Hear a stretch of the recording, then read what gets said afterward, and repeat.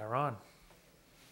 Welcome to the Monday, November 4th, 2013 meeting of the Dennis-Yarmouth School Committee. Those watching at home are reminded they can access the packet of materials for this meeting online at the district's website. Following the Pledge of Allegiance, our first item of business will be the recognition of 5 of our Dennis-Yarmouth students for their individual contributions. The citizen question and comment period will then follow. Please join me in the Pledge of Allegiance.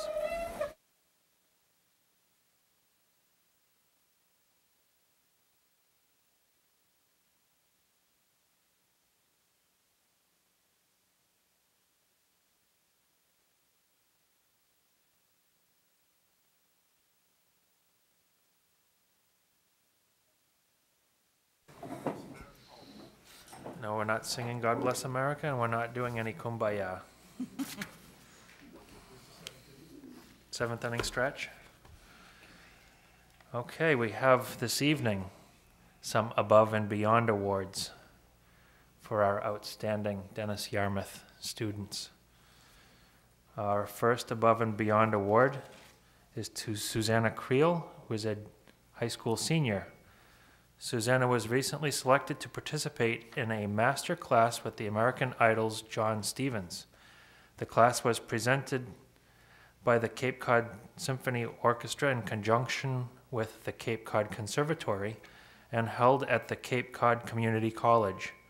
This is the second year Susanna has been selected as a participant for this honor, and this took place on October 11th. Susanna.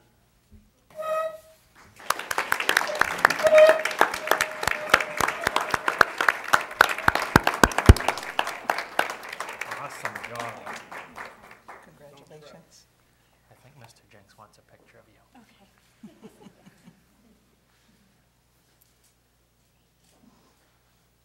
Good job, Susanna.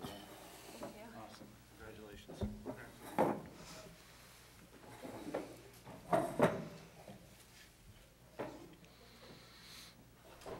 What's Maureen doing way over there? People to the left.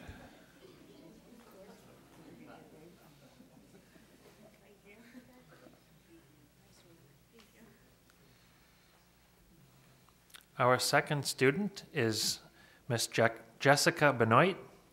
Jessica has been selected as a member of the 2013-14 M1AA Student Advisory Committee for her leadership and positive attitude displayed during the New England Student Leadership Conference.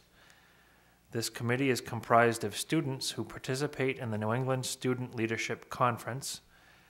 Members facilitate students and captains leadership workshops throughout the school year and participate in various association activities.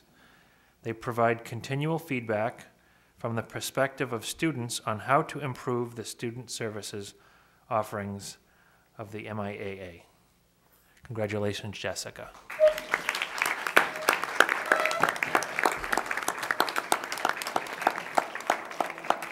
Great job, great job.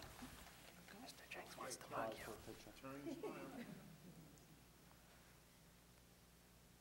Thank you. Congratulations. Jessica is also a member of our award-winning field hockey team. Woo!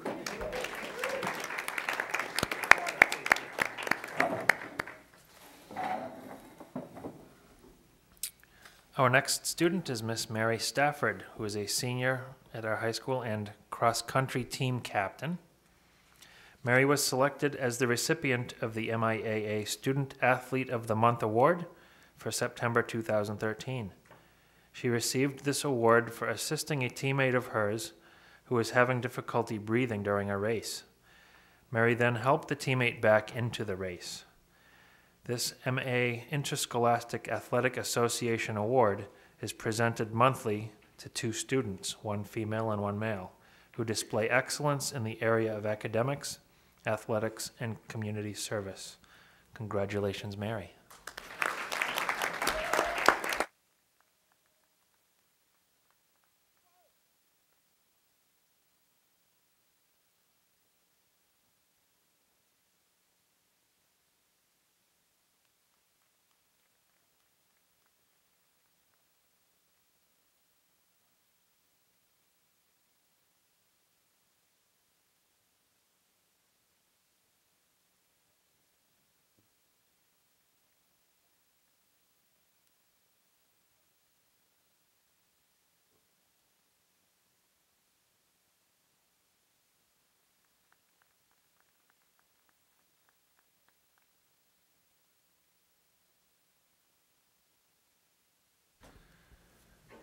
Our next recognee is Brady Leidner, who is a 9th grader, and Jacob Gleason, who is a 10th grader. Brady and Jacob, both DY soccer players, are being recognized for stepping up to coach a youth soccer team on Saturday mornings when an adult was unavailable to assume the role. Brady and Jacob even wear shirts and ties for each game. Excellent. Congratulations, Brady and Jacob.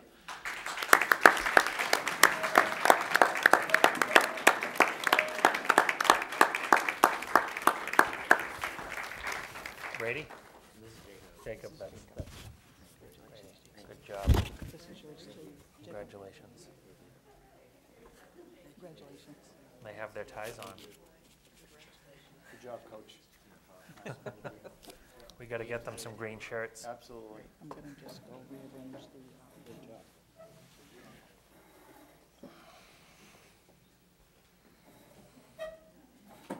Why don't you guys pause for a picture? There you go.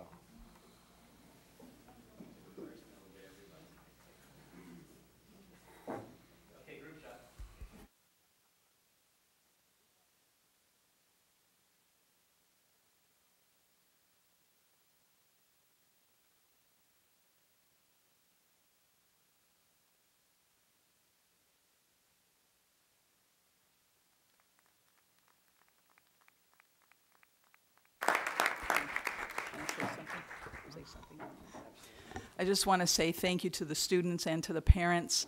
Your individual awards really bring pride to your school and to your community. And so we thank you for being the outstanding citizens that you are and always putting the best face on DY. Thank you very much.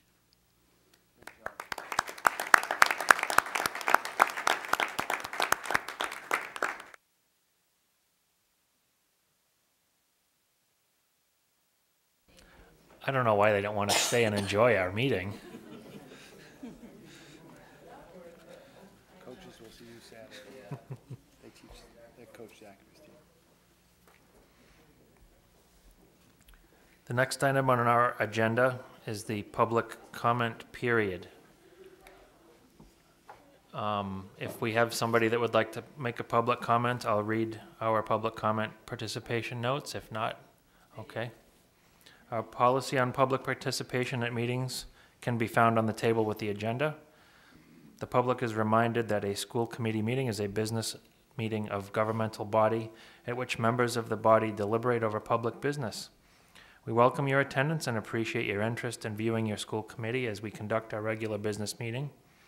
The school committee believes that the school district community should have an opportunity to comment on the committee on issues that affect the school district and that are within the scope of the committee's responsibility. Some questions you may have may not be within the scope of the committee's responsibilities. In that case, I suggest that you send or give your questions in writing to the appropriate person so that your concern may be given proper consideration. This is an opportunity for individuals to address the topics on the agenda. Each citizen will be allowed to speak for no more than 3 minutes. Tonight we will allow up to 15 minutes for public comment should it be needed. Yes, please approach the mic.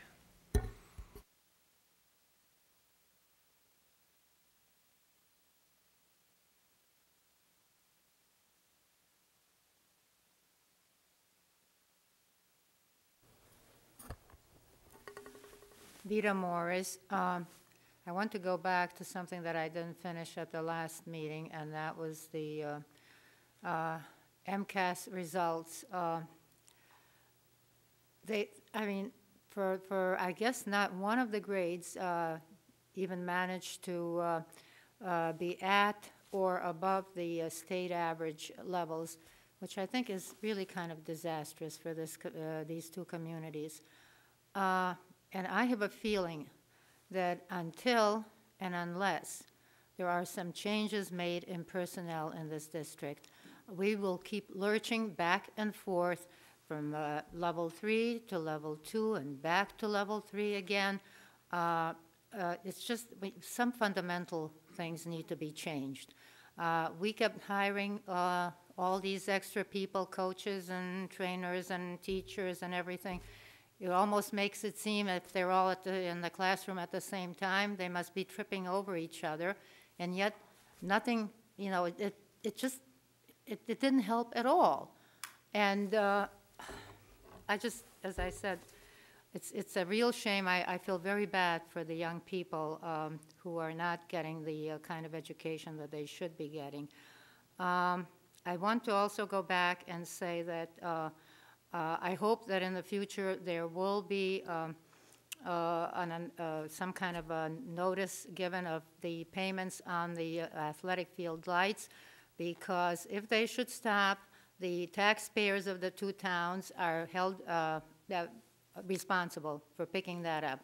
Right at the moment, that stands at $160,000, I think. And finally, much as I hate to, I just wondered that with adults setting up things with tangled wires on the floor for the young people to step over is not somehow symbolic of the way things are run here.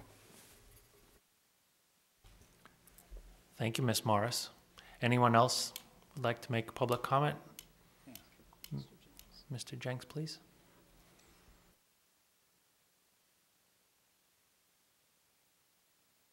Good evening, Ken Jenks, Principal, Dennis-Yarmouth Regional High School. For the record, our MCAS scores are above or at the state average. Our grade 10 MCAS scores last year, 2013, 94% of the students in grade 10 at DY High School were advanced or proficient compared to a state average of 91. In mathematics, 80% of our students and 80% of the state were advanced and proficient. And in science and technology, 79% of the students at DY were advanced or proficient in 10th grade and 71% at the state. So I just wanted to correct that piece. We as a district sometimes have some challenges, but we get the results in the end, everybody working together.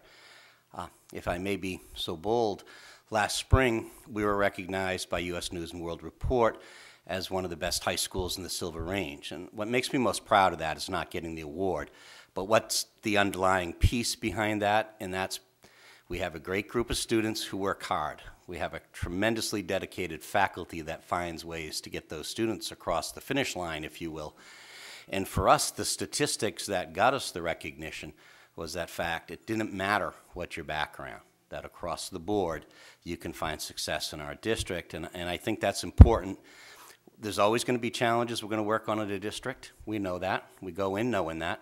But I think we can be proud saying our teachers, our families, our students, we all work together and find a way to get our kids recognition. And we all as faculty wear our U.S. News & World Report pins, and we've been negligent because we certainly could not have done that without the support of the school committee. And if I might, I'd like to give every member of the committee a pin as well, so they can wear it when they're out in the community and say, this is what teamwork, towns, schools, everyone working together can accomplish. Thank you.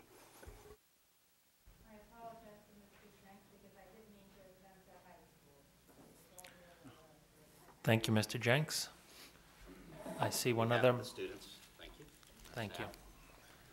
Thank you.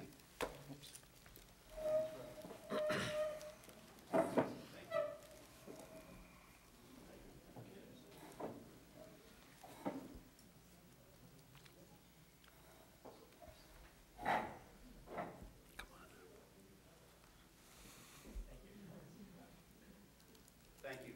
Thanks, Ken. Yes, please approach the mic.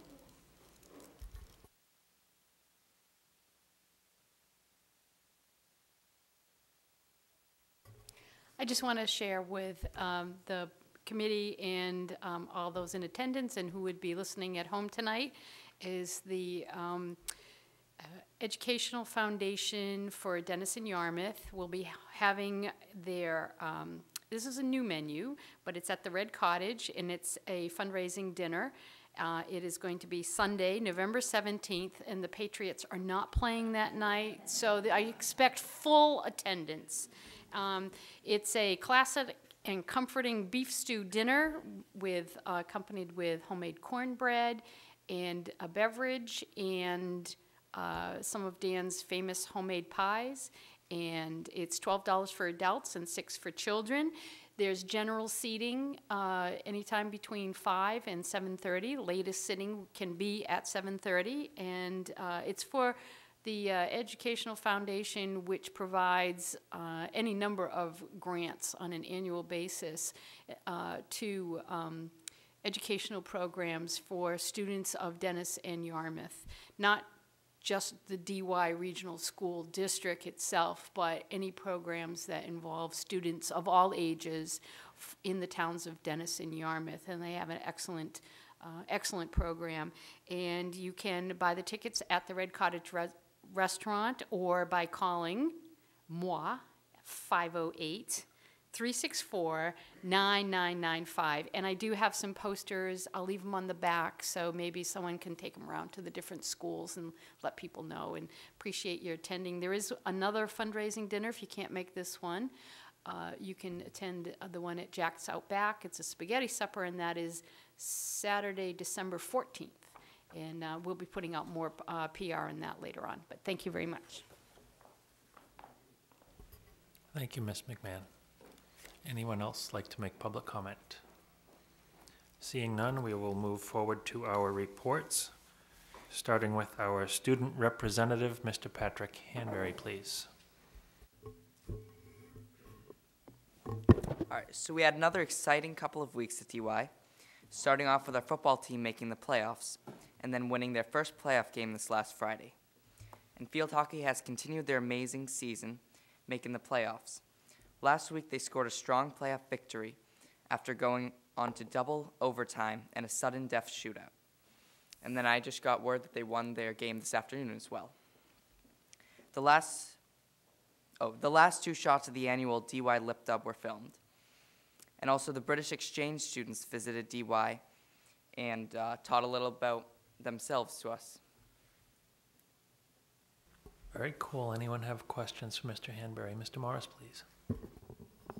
Thank you very much. I would like to add the British exchange students also came and addressed the Yarmouth Rotary while they were here, and they had a lot of very sincere and impressive and compelling statements about what they learned from DY and from the community. Life-changing experiences seem to be summing up what they were saying. So you were a good host. Thank you, Mr. Morris. Anyone else, please, for Mr. Hanbury? Okay, thank you.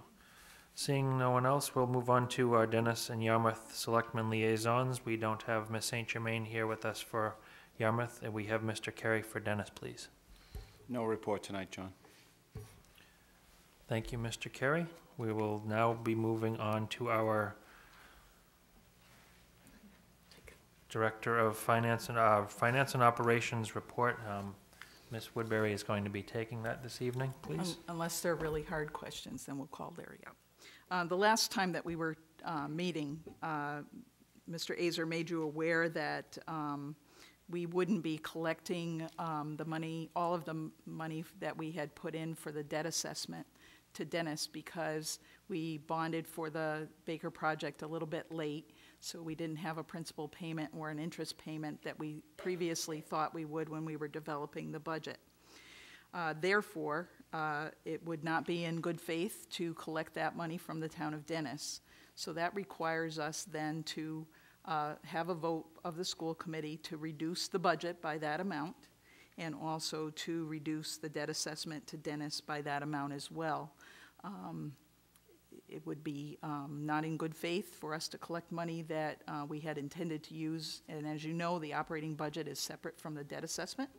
So it's purely the debt assessment, and so there's a recommendation here to reduce the budget from $52,640,817 to $52,352,491, and to amend the Dennis assessment from $664,807 to $376,481, with their total assessment being amended from $15,944,240 to $15,655,940.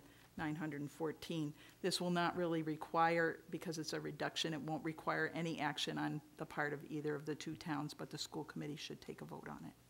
Move the recommendation. We have a motion and a second. Any discussion? Mr. Edwards has a question, please. The money for Ezra Baker, that $113,000, how does this come into play? Doesn't. It doesn't. This has nothing to do with that. So we're This still, is, we're still, that is a separate issue. okay. Any further questions? We have a motion and a second. All those in favor? Aye. Any opposed? That would carry 6-0. Next on the agenda is the superintendent's report. Sorry, not the superintendent report, but superintendent input, starting with enrollment and staffing, please. Ms. Woodbury. Thank you, Mr. Chairman. Before I go into our presentation for tonight, just a couple of other quick notes that I wanted to make. I didn't hear anything about the volleyball team, and you may know that they're also in the playoffs. On Saturday night, they played Falmouth, and they won. And I believe tomorrow evening at 5 o'clock, they'll be up in Duxbury trying to beat Duxbury. But here's on Saturday night when I was at the program, there was a nice program book there, so I just wanted to pass it along so that you could see that. That was something really terrific. Some other students that have been recognized are students who are involved in an Artworks internship. So the School to Careers teacher and coordinator Lisa Fetty reported that 2 DY students were accepted in an internship plan through the Artworks program sponsored by Heritage Museum and Gardens. The students are Eddie Calais, grade 12, who is working with printmaker Leslie Drummer, and Emma Sanderson, grade 11, who is working with Barnhill Pottery. One other thing, and I just don't know for sure if this got through in our last discussion, when we were talking about our band and color guard. The DY band, yes, they won the Massachusetts State Championship again this year for the 2nd year in a row, and the color guard also. And they also won the New England Championship for the 2nd year in a row. But the most amazing thing was that they were considered grand champions. And what that means is that they defeated every single band that competed in the competition from every division. So they were the top of the top. And there were 26 bands competing, so it's a pretty amazing thing. So I wanted you to hear that. One other thing that I just wanted to, hope you'll indulge me if I read this tonight. One of our guidance counselors sent me a student's college essay, and I thought this was quite poignant. It happens to be from a student who is a school choice into DY student. The title is Unforgettable Decision. There are many teenagers that go to high school solely to graduate and get a degree, and some because they feel they have to in order to attain success. I, on the other hand, go to school because I enjoy it. I want to go to school every day because I love my high school, my peers, and the environment which stimulates learning, growth, and relationships. I consider my high school Dennis-Yarmouth Regional High School my adopted home and the place where I am genuinely happy and content. It may seem surprising that school is where I am most content, considering academic challenges, sports clubs, and maintaining a positive social status. But these challenges have prepared me to be a better, more disciplined person in the world outside of school. My school career has been different than many other students. I decided to switch schools in my freshman year to get a better education. The school I had previously attended was lacking in many ways. I wanted a better experience, which I knew I could get at Dennis-Yarmouth, despite having to drive 30 minutes each way, make new friends, and leave childhood friends behind. I can honestly say that making the switch to DY has been one of the best decisions of my life. The school pride and camaraderie is unparalleled and gives me a sense of safety and belonging that nothing else has ever given me. I consider my track and cross-country teams my family and the most respectful and trustworthy group of people I could rely on. I always make sure I'm involved in as many activities as I can handle, and this is easy because there is more than enough service groups at my high school that put community and others in need before themselves. Perhaps one of the best feelings I have at Dennis-Yarmouth is knowing that the friends that I have made will be my friends for the rest of my life. Of course, there will be always be melodrama between students. There is in any high school, but I have a great group of friends that I surround myself with that are mature beyond their years and don't bother with matters that aren't important. Despite changing schools, I am still friends with some of the people I grew up with, and listening to what they tell me about how much they strongly dislike their high school, it makes me realize how happy I am with the decision I made to go to DY. The teachers and students at my high school have helped me grow from a child to a young adult and have helped me realize my true potential. It is this type of environment where I can truly say I am satisfied and content. And I hope that this sums it up for everybody who's listening. MCAS is one test on one day. This is a lifetime education that we provide at Dennis-Yarmouth. Okay, having said that, we'll move on to the numbers. Have a comment, Mr. Carey, please? Mrs. Woodbury, would you send a note to that student Absolutely. saying the school committee, I'm sorry, I should say who it is. Shelby Dara. I think it would be appropriate that we send a note sent to her home that the school committee appreciates her great essay that she wrote, and that maybe that letter can be put in her file at school. Absolutely. It'll go on to her colleges. That's what I mean.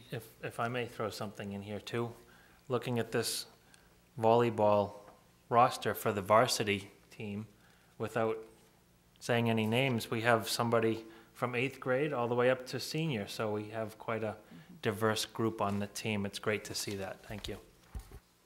It is indeed.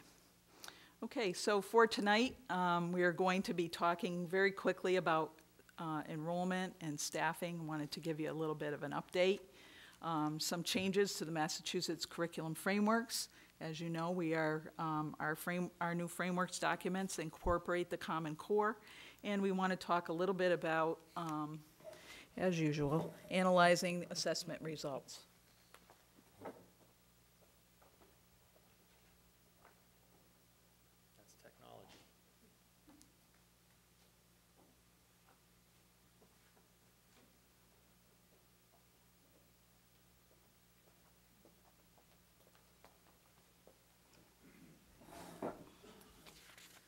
So first up, enrollment. Okay. Ken, could you just move the mouse so that the bottom thing drops out, or somebody? Because that's why it's not moving on. Just click on the picture or whatever, anywhere. Thank you. That's all. Enrollment. Wanted to provide you with some information about our enrollment from 2012 to 2013. Excuse me.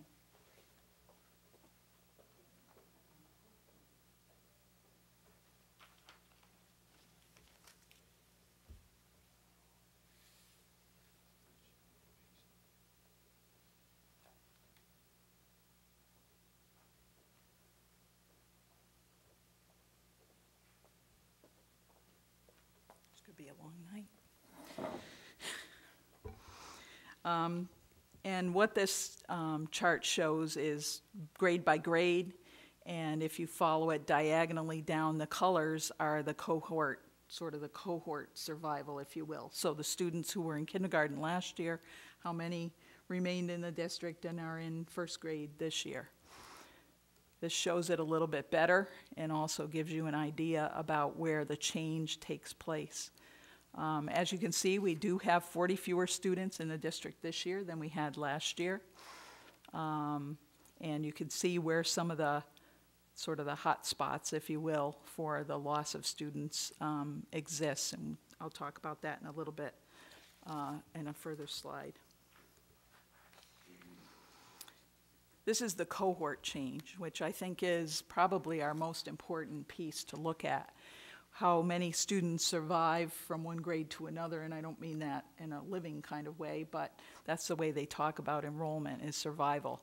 So whether they moved, whether they went to another school district for choice or whatever. We don't really know those details just by looking at the numbers. But certainly you can see that from 8th grade to 9th grade is the place where we have the largest loss. And one of the things that's important for you to know here is that 68 of those students out of the 83 were selected and went to Cape Cod Tech. So that is a typical. A few more students went to Cape Cod Tech this year than in some other years. But as other Cape districts decline in enrollment as we do, obviously Cape Cod Tech tries to fill all its seats, so there's a chance that they will take additional students as we move forward in the future. Not making a value judgment on that, just saying that that's something that exists. So out of the students that from 8th grade to 9th grade that are no longer in the DY district, only 15 are unknown to us at this moment in time as to where they went. Whether they moved to another district or chose something else, we don't really know.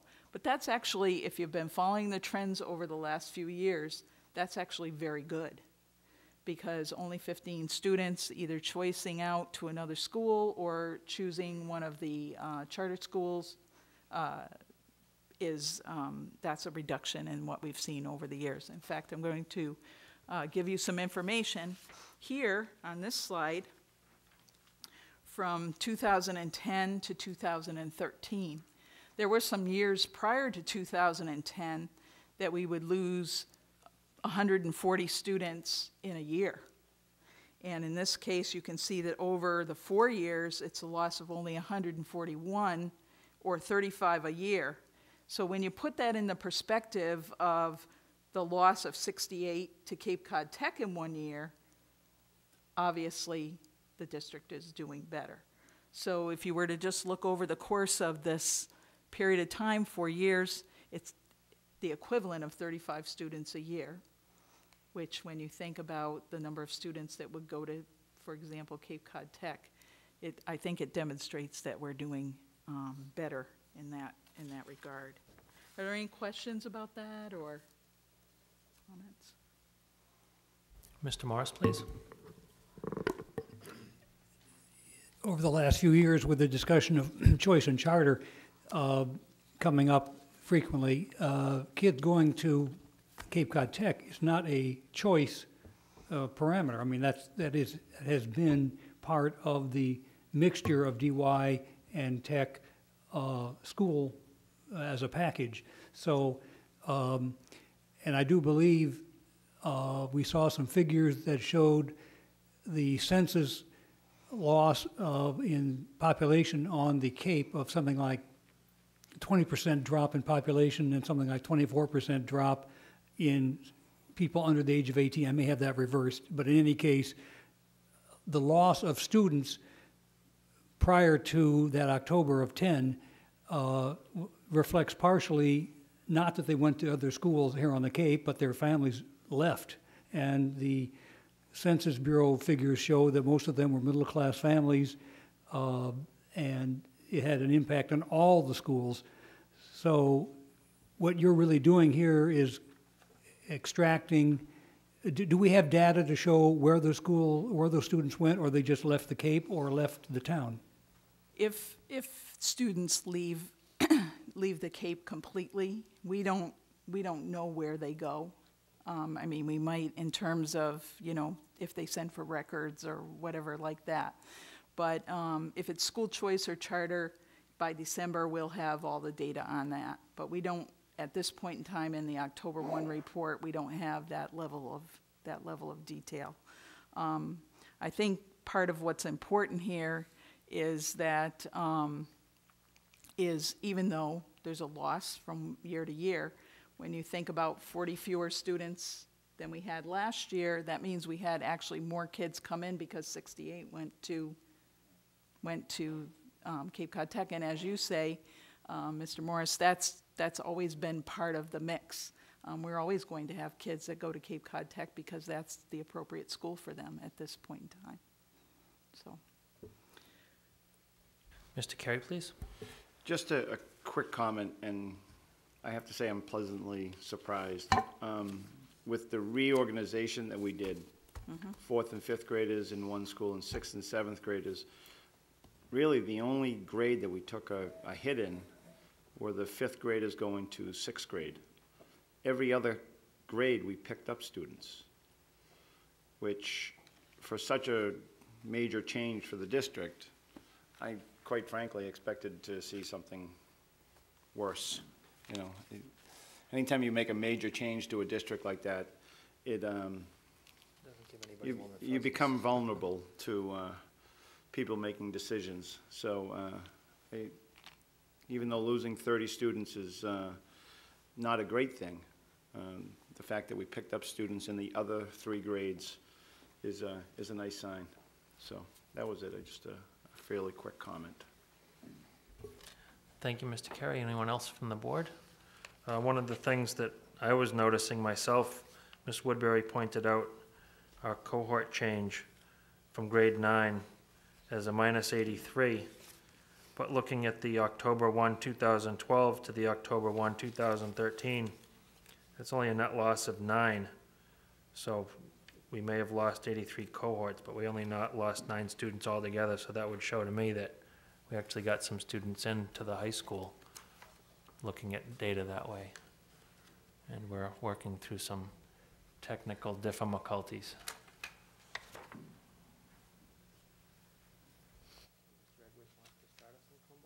Yeah. Does Maureen have anything to add? You have good information.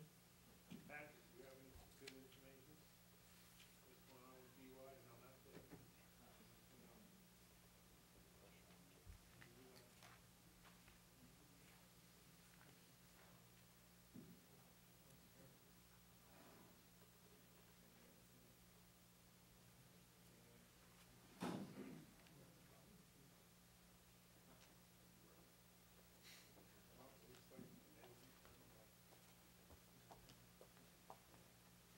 Well, I guess dropping the computer wasn't helpful.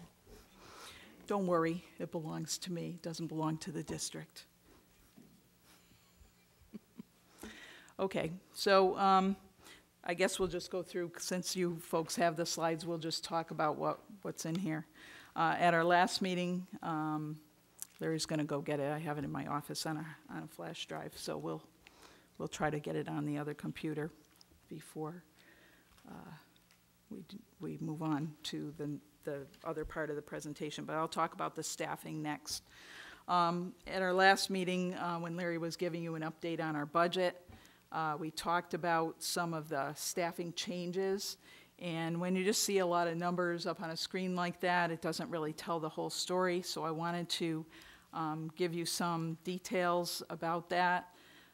We had 1 additional special education teacher added to Matakees. As people know, we weren't performing as well at that school as we had hoped. We felt that this would help us to improve our performance there. Similarly, we added 2 English language learner teachers this year. You've seen this on almost every budget every year. It really has everything to do with the increased enrollment of our ELL students and the way we have to support them. At the high school, we added an adjustment counselor that was paid for out of a grant. But again, it is to focus on our high-risk students and hopefully help all students get up over the bar and get their diplomas. We added 2 elementary teachers, 1 for the Baker School because, again, our class sizes are very important to us if we want to remain competitive, and the same was true at Station Ave. We had budgeted for the Station Ave teacher. We knew at the time of the budget that we would need to increase. We initially budgeted it for the Baker School as well, took it out of the budget, and then had to put it back in at the end because the class sizes would have been too large. The next thing is reading teachers. Several years ago, we had planned to hire a reading teacher for the high school. We know that if kids have fallen through the cracks, that sometimes the best person to address their needs is a reading teacher.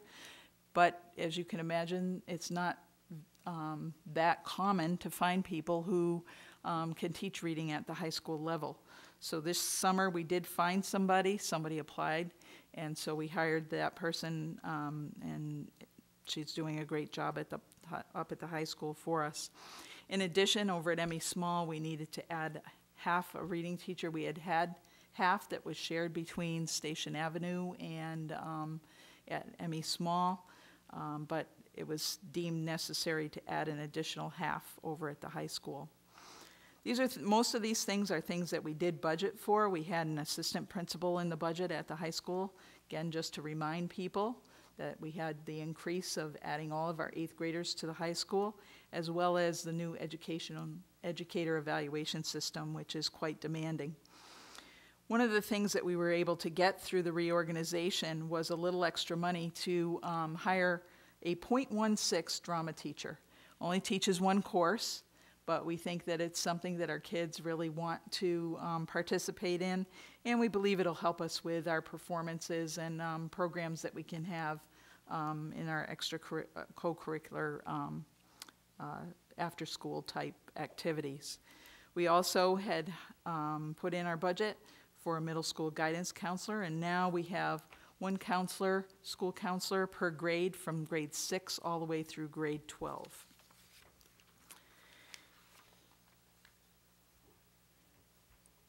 Next, the other piece for our pre-K to 3 schools is we were able to add technology teachers.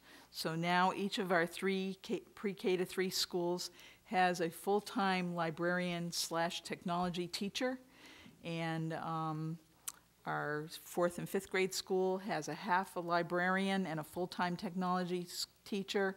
At Mattakees, there's a full-time technology teacher and a full-time librarian. And of course, at the high school, there's a full-time librarian. One of the things that we've been looking at is what kinds of world languages or foreign languages we're offering to our students. Many, many years ago, I believe both middle schools offered German, Spanish, and French. And before I got here, the German was cut out of the middle school program. There's been an increased demand from our students for German. And so this year we were able to add it back in. Now we have just one middle school that we have. So it was helpful to be able to do that. But because of that, we had a we had a French teacher, we had a Spanish teacher. We were adding a German teacher, so we had sort of a French teacher left over, if you will. But we never think that those sorts of things are considered leftover. We were able to move that person to the 4th and 5th grade school. And so now we're able to offer French there. I've sat in on a few of the classes, and from what I hear from the principal, from what my own observation, and from the kids, it's really something that's very exciting. And you might recall that we had, through the innovation grant, originally added a Spanish teacher to Baker. In that particular year, we were unable to actually find a certified teacher, but we hired an assistant who was a native speaker of Spanish and also working on her teaching degree, and she was able to get certified, and so now we have a certified Spanish teacher at Baker. So I'm wondering if you have any questions about the staffing. Mr. Edwards, please. I got 2 questions, Carol. What is an at-risk student? Is it behavior, or is it something else? There could be all kinds of reasons that a student is at risk. It could be their family situation, could be their grades, could be, it's usually a complex series of many things all combined together. Okay. And then the other question is with the Mattakees Middle School not doing consistently well, or not consistently, but well on the MCAS, and in the last couple of years you've had 3 8th grade classes, 3 6th grade classes, regular Wixon Academy, and Mattakees Middle School for the 6th and 7th grade. Is there any way that we can take, I know with the state, if my understanding is correct, the state just looks at Mattakees Middle School and it says this is what that school did. Is there any way that we can take that numbers out and say, what does the MCAS score look as a percentage, or for proficient and all the other things of the kids that would be in there today to come up with some numbers?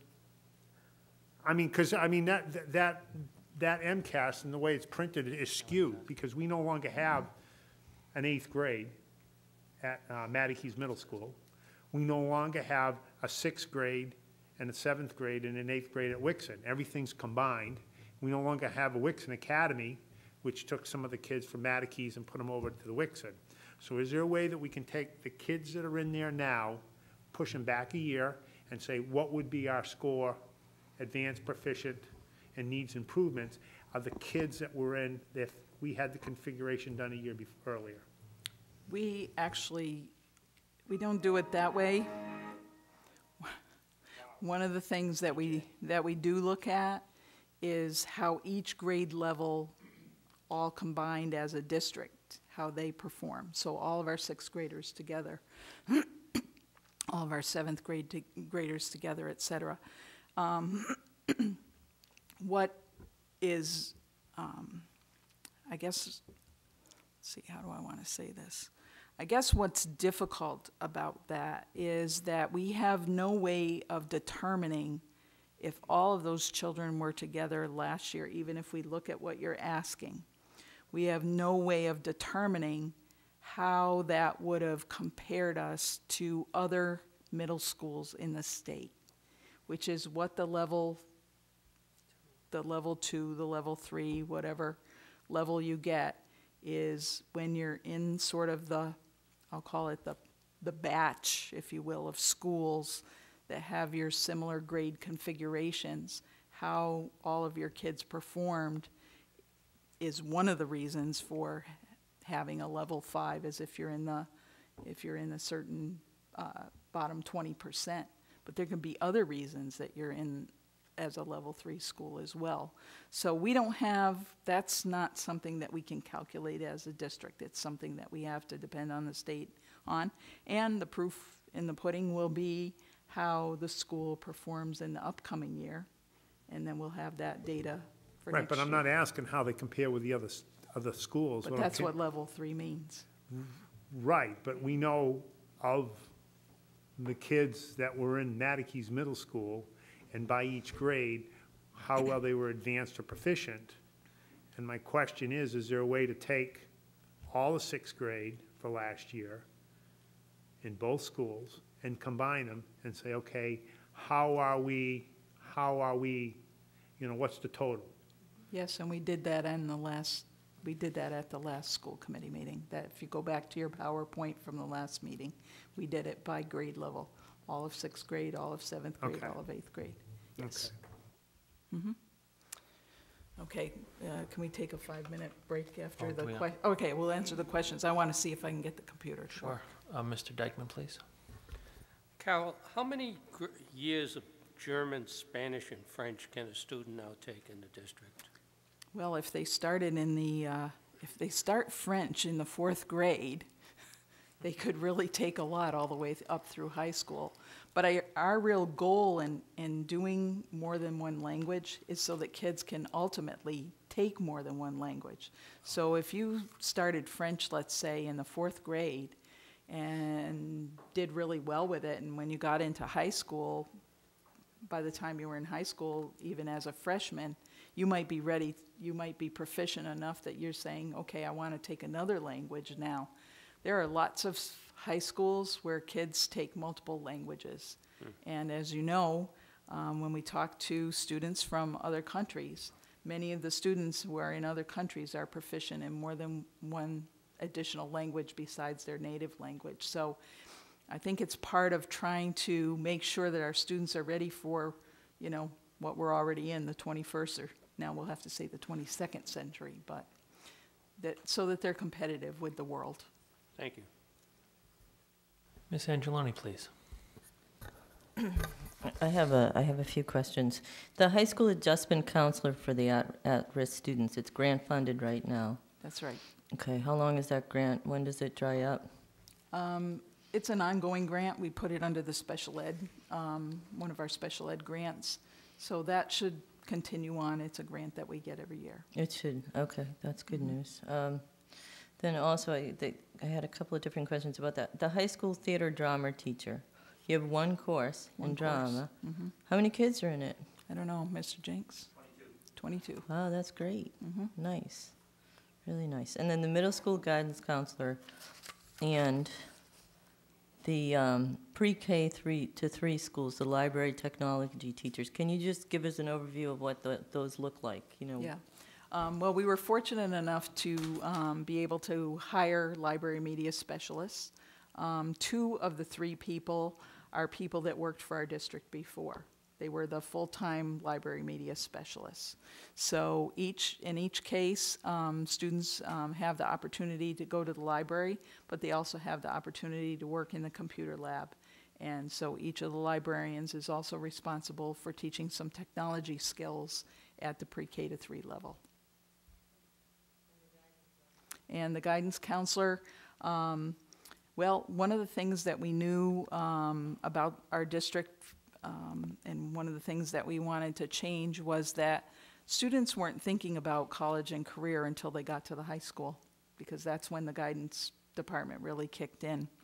And one of the most important things that our guidance counselors, school counselors they're called now, do is to help kids think about what their future plans are, to understand about college and careers. And, you know, part of what we want to do is when children are as young as 6th grade, not put pressure on them, but get them thinking about, like, the math that I'm doing in my classroom today, if I do a good job at it, will help lead me down a path if I want this kind of a job and it requires higher level math or things like that. I just felt, and I think the principals agreed with me, that we weren't talking to kids about college and career readiness early enough. Where I was before, we actually used to have the career fairs, just like we do at the high school. We used to have them at the middle school level. And I think that's important for kids. You have to have a reason why you're in school, because it's unlike Shelby here. It's not the same for all kids. They don't all just love to come to school to do their schoolwork. What do you mean? So, you know, it's kind of about purpose. And so they're doing a lot. If Mrs. Nell was here tonight, she's actually with some middle school students filming a TV show. So she couldn't be here tonight, but some night we might want to ask her or even have the guidance counselors in to talk about what they do. Yeah, if we could do that, I'd love it. Okay, So great. the 6th and 7th grade level guidance counselors, we have them all the way up through the high school. Right. Are they talking to each other in between Yes, the transition? absolutely. Yes, Okay. absolutely. That's one of the things that's been a really bonus, I guess, in some ways. If you're familiar with Dale Fornoff, who's a wonderful director of guidance up at the high school, she's actually mentoring the 2 middle school people. So they're on sort of the same team, if you will, and working together to do a continuum of how they want the guidance services to be. I think that's fabulous, because Yeah. the guidance department at the high school is just fabulous. I mean, they've been so good to me and my children. It helped me see things that, you know, I was having trouble with, and, Yeah, you know, walked me through it. We're very gentle about it, so thanks. you're welcome. I'd like to make a couple comments about some of the positions. I think whomever did the hiring of the assistant principal at the high school did a great job. I've Mr. met Jenks. Miss Scavone several times and was very impressed with her, so that was a good call. And I'd like to commend hiring a theater drama teacher, because I know for myself, when I was in high school, that was kind of my niche. And I think every student needs to find their niche and not feel like, oh my gosh, if I'm not an athlete or I'm not a musician, what do I do? Where do I turn?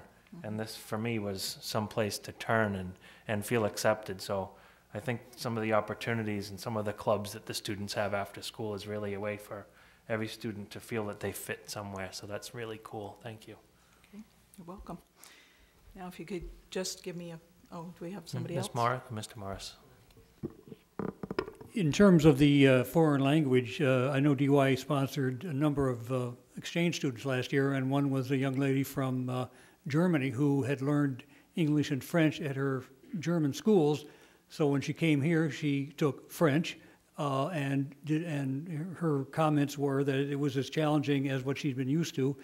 She also took German, which she sailed right through, but she was kept challenged by the German class and teacher. So that an example of coming to the United States, speaking English, and taking German and French it boggles my mind. On the comment about on the MCAS, correct me if I'm wrong, but each year when we see the results of a given grade level, it's a different group of students. We don't have an often example of the cohort and how they are doing as a group year by year. But there was one chart you had at that last presentation showing a cohort of at least one grade, and it's been a understanding that the longer the students are with us, the better they're able to thrive and prosper in the various testing mechanisms, MCAS being one of them. So my question would be, is there a chance is that still the case? And the other would be, is there a chance to see a cohort progress more often, so that we have a sense that when there is a flag being raised about a certain scores, my understanding is that we've always applied additional staff to that situation, and usually, I've never seen it otherwise, there's been a positive response. So my question is really, is there an opportunity to pick up some knowledge of how the cohorts, the classes are doing longitudinally? I would think that, quite honestly, almost every year that we have MCAS, you can see, and I'm going to just make this very simplistic. If you look at how the students in the high school perform, as Mr. Jenks said, 94% proficient in advanced in ELA and 80% proficient in advanced in math. And that was the cohort that I showed you. So every year there's a new cohort. But one of the things we talk about a lot is just what you're saying, how we fill in the gaps for the kids along the way. It's not always about staffing. Sometimes it's about professional development. Sometimes it's about doing things a little bit differently. And we work very hard with our staff to see where we need to make changes. And if I ever get the PowerPoint working, I have a great team over here to talk to you about that tonight. But yes, the answer is yes. And I guess what I want to say is 94% proficient in advanced in English language arts. That is not shabby. And we didn't just keep the good kids at our high school or the smart kids. Those are all of our kids. Every single one, at risk or otherwise. That is, every single one of our kids is counted in that percentage. So I think people need to be careful about their broad brushstrokes over the district when they see the kind of performance that we have when we get the kids finally to the high school. It's, as Ken will tell you himself, it's not just what happens in 9th and 10th grade any more than it is over at the charter school in 10th grade. When the kids take MCAS over there, they got their previous education somewhere else in K to 8. So you don't just start flying an MCAS because you had a good 9th grade experience and a good half 10th grade experience. It's the sum of everything, not to diminish what the high school folks do. They do a fabulous job, and they do fill in a lot of gaps. We're proud of what they've accomplished. But I appreciate your question, because you're exactly right. It's the cohort, and the longer the kids are with us, the better that they do. And as I mentioned at another earlier school committee meeting, in our top 20 kids last year that graduated from Dennis-Yarmouth High School, 19 of them, now these are the top 20, 19 of them had all of their education at DUI. And we know that the less kids move around, the better they do. So there are lots of factors that goes into part of what Mr. Edwards questioned earlier about at risk. If you move around a lot, you're at risk. So there are lots of factors that play into that, but I appreciate the question. Thank you. Now may I try to gonna get give- my thing working? Yes, Ms. Woodbury, a minute Couple minute break. to push some buttons on the computer. In the meantime, if I could, something that was brought to my attention earlier today, actually, the original school calendar, I don't believe shows, this is for the benefit of the parents at home, this Thursday, November 7th, is a half day for students, that some folks at home, if they have an older calendar, may not have that on their calendar, is a half day for parent-teacher conferences and professional development. If we want to look at the calendar now, looking ahead, November 11th is Veterans Day, and there is no school on that day. Next Wednesday, the 13th, is a half day for students, conferences and professional development that day. November 14th, November 15th. So we have on November 15th at the Educational Foundation Student Art Show at the Cultural Center from 5 to 7. It's Friday the 15th. Our next school committee meeting is November 18th, which is a Monday, at 6:30 here. And then that week is kicking off the DY Advantage Week, culminating on Friday the 22nd with a talent show at the high school. Is there a specific time that we're looking at? 7 p.m. at the high school on Friday, November 22nd. And even going further ahead as we ad lib. Going into November 27th starts our Thanksgiving break. So there will be no school on the 27th, 28th, 29th. Mr. Chairman? Yes, sir. I noticed that Thanksgiving comes on Thursday this year. We like to switch things up here at DY. But it's late this year. I got nothing else. It's a Thursday. It's the 28th. Of November.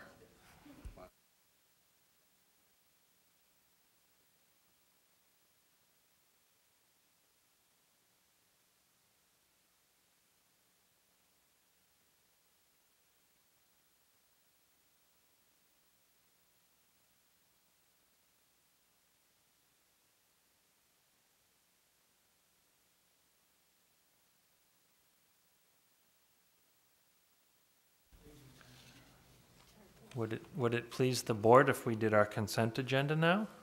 Kind of skip out of turn a little bit and take care of some business while we're in a holding pattern? We think that's cool? Move the consent agenda as written in the packet. We have a motion. Second. I would like to read the donation, several packages of white-lined paper to the students of Station Ave Elementary School from Miss Judy Keith of South Yarmouth. Thank you very much. So we have a motion and a second on the consent agenda. Any questions? All in favor? Aye. Any opposed? The consent agenda has passed. And we think we've quelled the technological rebellion. More or less. Unfortunately, we had two very small video clips in the presentation that won't work because they were on the hard drive of the other computer. So we'll have to forgo those, but anyway. So now we're going to move into the other section of our presentation. And what our goals are for this section is just to really help those listening at home and the committee understand the historical changes in standards-based education in Massachusetts. We're going to talk a little bit about the shifts, the major shifts in the curriculum framework, so that we are in Massachusetts also incorporating the Common Core standards. And we're going to look a little bit at assessment data and talk about how that informs our decisions on curriculum instruction and professional development. So here's where we want to start. In Massachusetts, we've had curriculum frameworks since 1995. You might remember the 1993 Education Reform Act. Some of you were maybe even on the committee back then. In that first Education Reform Act, it was determined that there should be curriculum frameworks in all of these different content areas. And so those were written at that time. As you can see, mathematics and English language arts have been revised several times.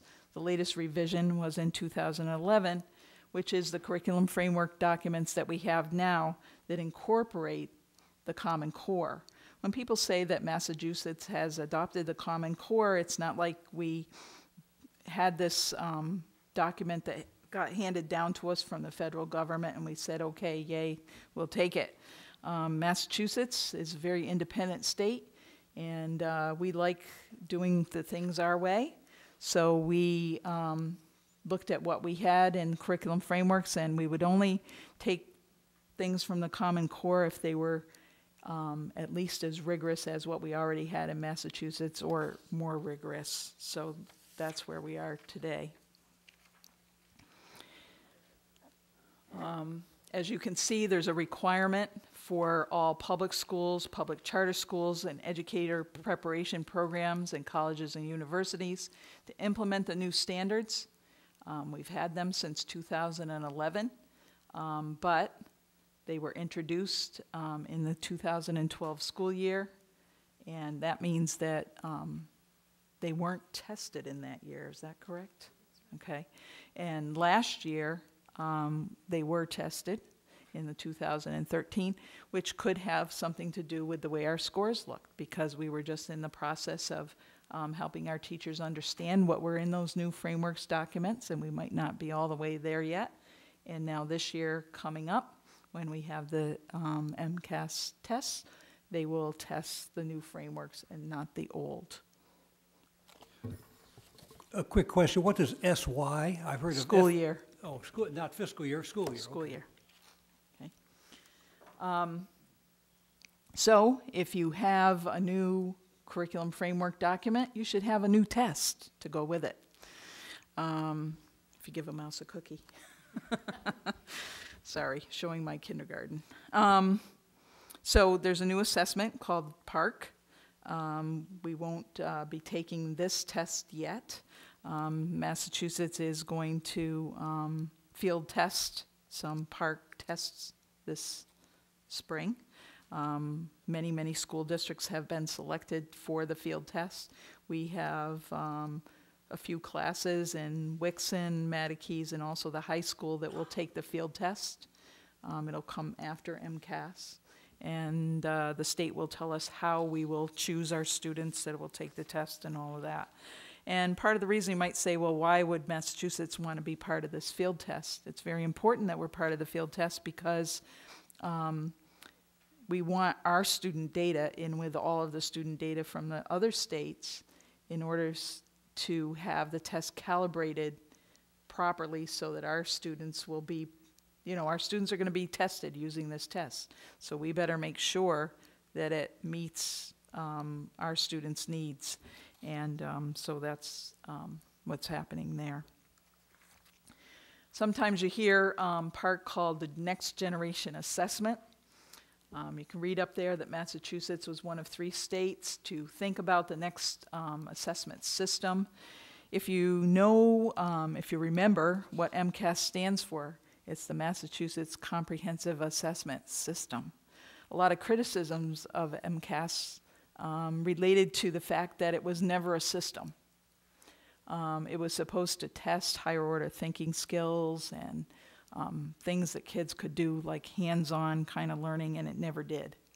And so this new system, and you'll see some examples of some of the questions and how things are changing in a few minutes, but you'll see that it's really working hard to get to some of what they consider the college and career ready kind of standards.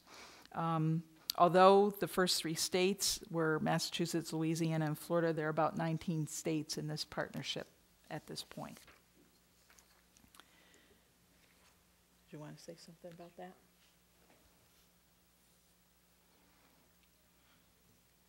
All right, in this slide you can see that it talks about some of the shifts that you're going to see as far as the assessment items go.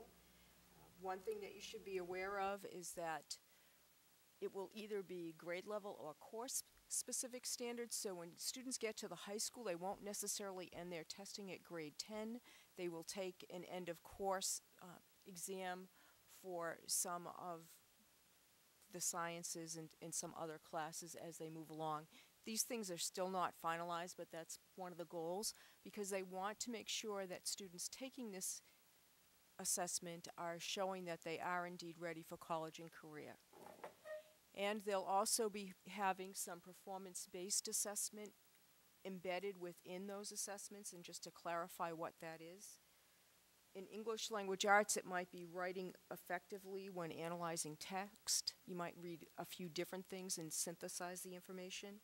And in math, it goes along with an application of skills, concepts and understandings in multi-step problems, making sure that you can do some abstract reasoning and use the tools appropriately. One of the things that is helping this kind of assessment along is the power of computers. In the end, they're hoping that all of our students will take their tests on the computers, and we won't be ready for that right off the bat. But even this year, we will be, the students who are taking the field test at Matakees will do it electronically. So part of when you hear us talking about getting things like the iPads and things like that, one of the reasons that we wanted to get the iPads was because the state was telling us that the iPads would probably be an acceptable platform for this testing. And so we don't want to be way behind the 8 ball. We may need to buy some keyboards, maybe some earbuds and things like that. But at least we're getting started with our kids being used to things like the iPads. So because the technology is so advanced at this point, it's helping the states to put together assessments that will do the kinds of things that Gloria was talking about. So any particular questions? That's really just a 30,000-foot view of what's happening with MCAS and the assessment. Mr. Morris. Having remembered when MCAS came into effect, I was never a fan of a all-or-nothing test at the end of 10th grade, or fail or you don't get a diploma, and it always seemed that the policymakers always, in giving a choice of what level of acceptance, they always pick the highest level of standards for Massachusetts. I have come to believe that enough educators at the state and local level had input into the development of NCAS that it really became an assessment tool, in spite of other states having a all-or-nothing test and bragging about it, and at the federal level, some of those educators at those states moved into federal policy making, only to find out that their back home state, turns out those kids in college were not as proficient as the test scores showed. But Massachusetts has held its own.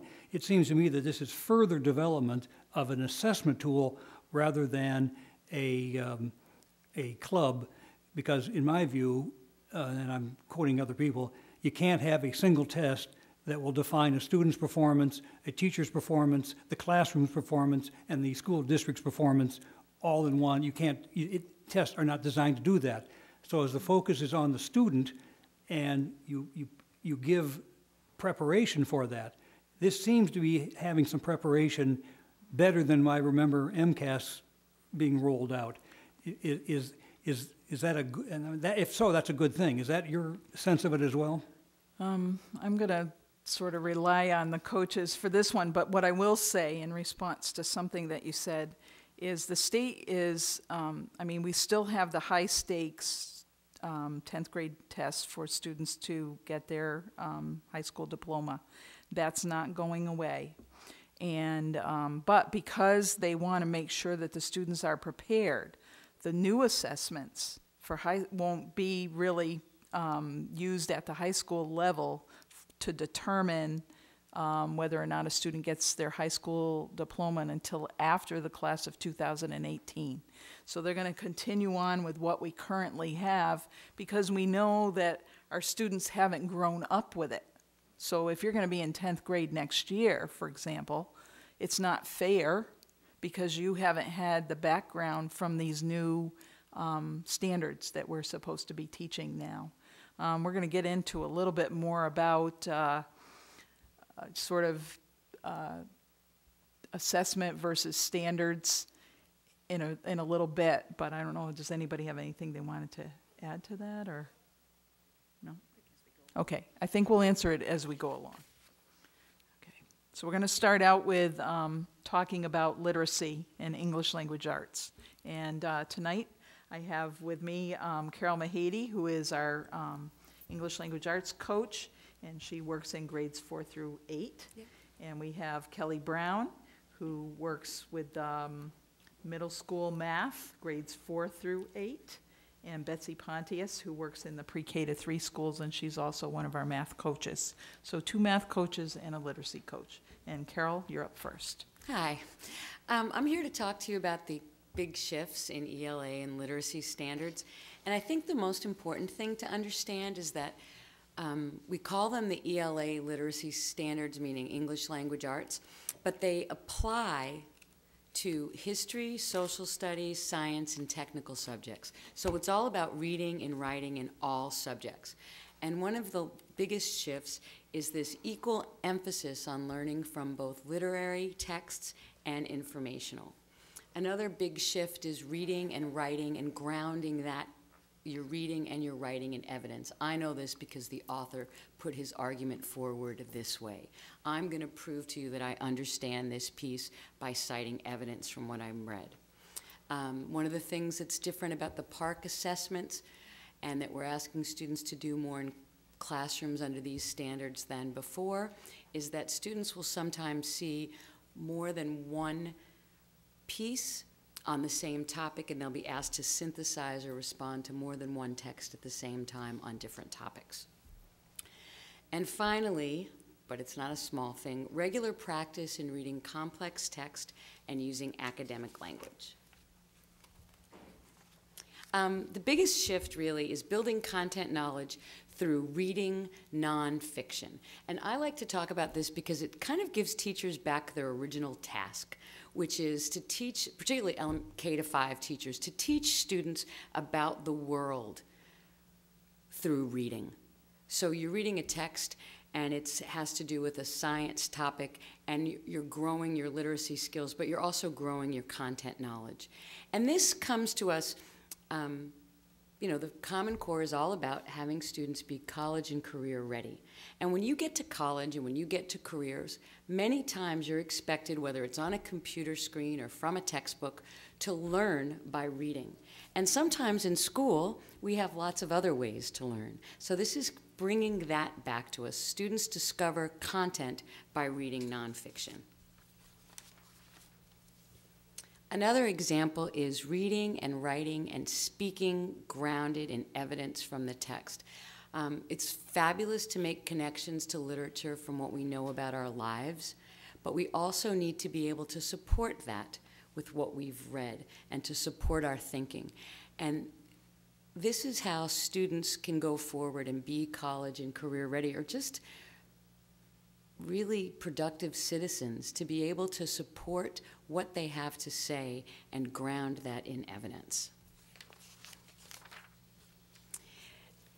The most exciting thing about these 3 shifts is the opportunities that they give our students. And I took some pictures to show this, but if you've been in our schools, you'll see this happening everywhere, and I'm just going to talk a little bit about those.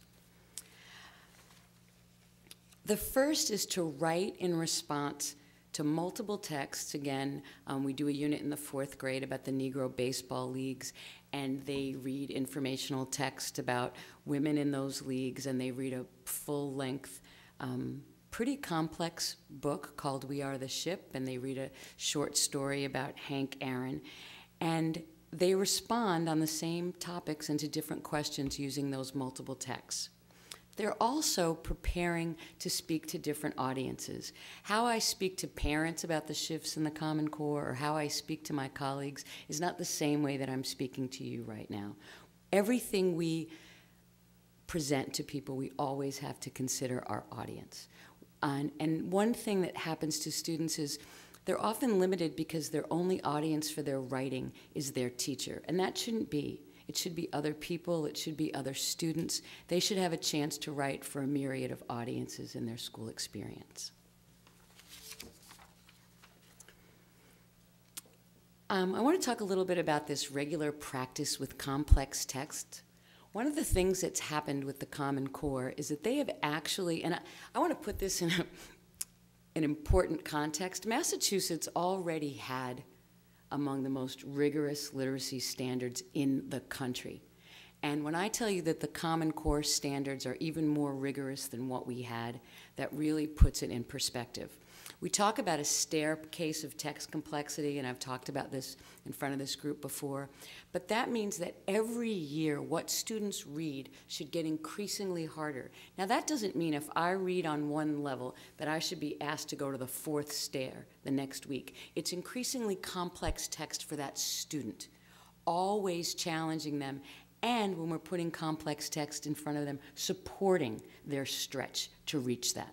So if I'm in the 7th grade, and as part of one of our units on civil rights, I'm asked to read the I Have a Dream speech. I'm not asked to read that cold as a 7th grader. I'm being supported by my teacher and my peers doing a close reading of that to dissect sentence by sentence, word by word, how Martin Luther King built his argument in that essay. And something like that can take up to 5 and 6 days in a classroom. If I'm in the 4th grade, I might do a close reading of the Pledge of Allegiance. I'm not expected to grapple with that by myself.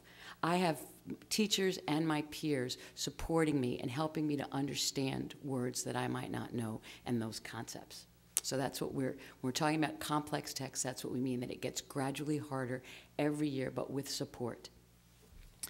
And another thing that I know you've probably heard a lot about is academic vocabulary. But it's a term we've used, but it's worth defining over and over again. It's the words of school. It's the words that go with power. It's the words that I like to say teachers use all the time, and we forget that it's the student's first time in 7th grade, that they're not used to these words. It's words that are often asked on tests. It's words that when people, like those of us sitting in this room today, discuss issues, it's the language that we go to. And students need experience and practice with that vocabulary in order to gain a facility with their thinking. They get the chance to participate in discussion, and this is something that we throw around a lot, but I don't think we talk about why it's really important. Discussion is crucial for everyone to form their own thinking. I have a conversation with Maureen because I've read a book that she's read, and I want to know what she thinks about it. And by expressing my thought in a conversation, I've had to think about what I'm going to say and put it in words that Maureen can understand. And then she's going to add something to that, and that's going to help me deepen my own thinking. And maybe I'm going to come back to her 2 days later and say, I'm not sure about what happened with that character in the book. But it's not discussion for discussion's sake. You'll see in the math curriculum, and it's in our word generation curriculum, and I saw it I actually took this photograph in the music classroom the other day where they were talking about a composer and the ethnicity of certain composers. And the music teacher, and it wasn't just because I walked in the room, he just deftly said to them, all right, turn and talk to your neighbor. And every one of those 4th graders got into a small group, and every conversation was on the topic. And it helps to grow our understanding. So it's not something that we want to take lightly. It's a very serious endeavor in terms of strengthening how we comprehend. I say it all the time to teachers, conversation aids comprehension. And this, sitting around tables like this, being in the teacher's room, for kids in the cafeteria, that's how you really increase what you understand, by talking to people who maybe are just asking you a good question. And finally, and I've discussed these even though it's not the topic on the slide, because they're all so inextricably linked to one another, but to engage in close reading of high quality, complex texts. And again, this isn't the book that you take to the beach or on a family car ride. This is a book that you need the support of your peers and your teachers to help you understand it, so that when you're faced with a 9th grade social studies textbook and you have to read a chapter for homework, you can remember those strategies that were modeled for you in a classroom and that you practiced, and you apply it independently. Any questions? Carol, can you define close reading? Yes. Oh, thank you. Close reading is exactly what it sounds like, and when I do it with 4th graders, I say it's getting close to the text. It is not some formula, although I'm suddenly seeing all these advertisements in my email inbox about close reading. Close reading is really, I like to say, getting out of the way of what the author meant. It's grappling with just what's on the page with the teacher support. It's going back to the same piece for different purposes. It's looking at sentence structure. It's looking at word choice. But it is not, if you're reading, let's say, well, I'll use myself as an example. So now in the 7th grade, they do a close reading of the Martin Luther King I Have a Dream speech.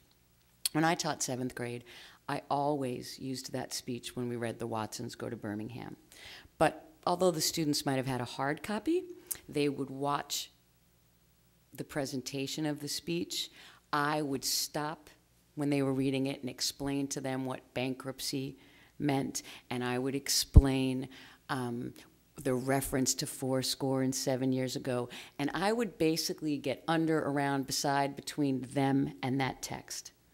Instead, it's now getting out of the way. It's taking 5 to 6 days, what I used to think I could do in a period, of getting students to look and highlight a word you don't understand or write a question you have about the text. How is he building this argument? It's slowly and closely reading something that is challenging, and it's a very worthwhile endeavor. It should never be done every day and all day. It's something we rarely need to do with literature. It's mostly what we need to do with things that are beyond our understanding, or a little bit at a stretch for us, is a better way to put it. You would not want to sit and read the book Bud Not Buddy in a close reading or Tuck Everlasting every day. You want students to still engage in story in the way that they used to. So it's important to remember that. Thank you. From using one of your examples there, I look to myself and relate different things about how education used to be and how it is these days. And sure, students are grouped with peers of similar learning abilities, but it still, to me, seems like such a challenge to get all of the kids to grasp things and topics and get them to actually sit down and read. You know, not every student is a fan of reading. I have one myself that's not a fan of reading, and to get them to read new stuff, you know, he's perfectly content to sit down and read the same book over and over again if I say go read for 10 minutes or 30 minutes. Mm. But, you know, I've heard at this table several times how the early stages, the K through 4, 5, is you're learning to read, and then that becomes the foundation of reading to learn. Mm-hmm. And there's so many things that it's not necessarily just reading text. It's kind of the trunk of the tree of education, kind of. So commendations to anybody that tries to teach reading. It's to me, it's got to be quite a challenge.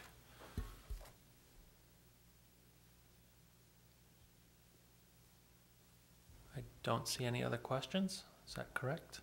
Okay, thank you.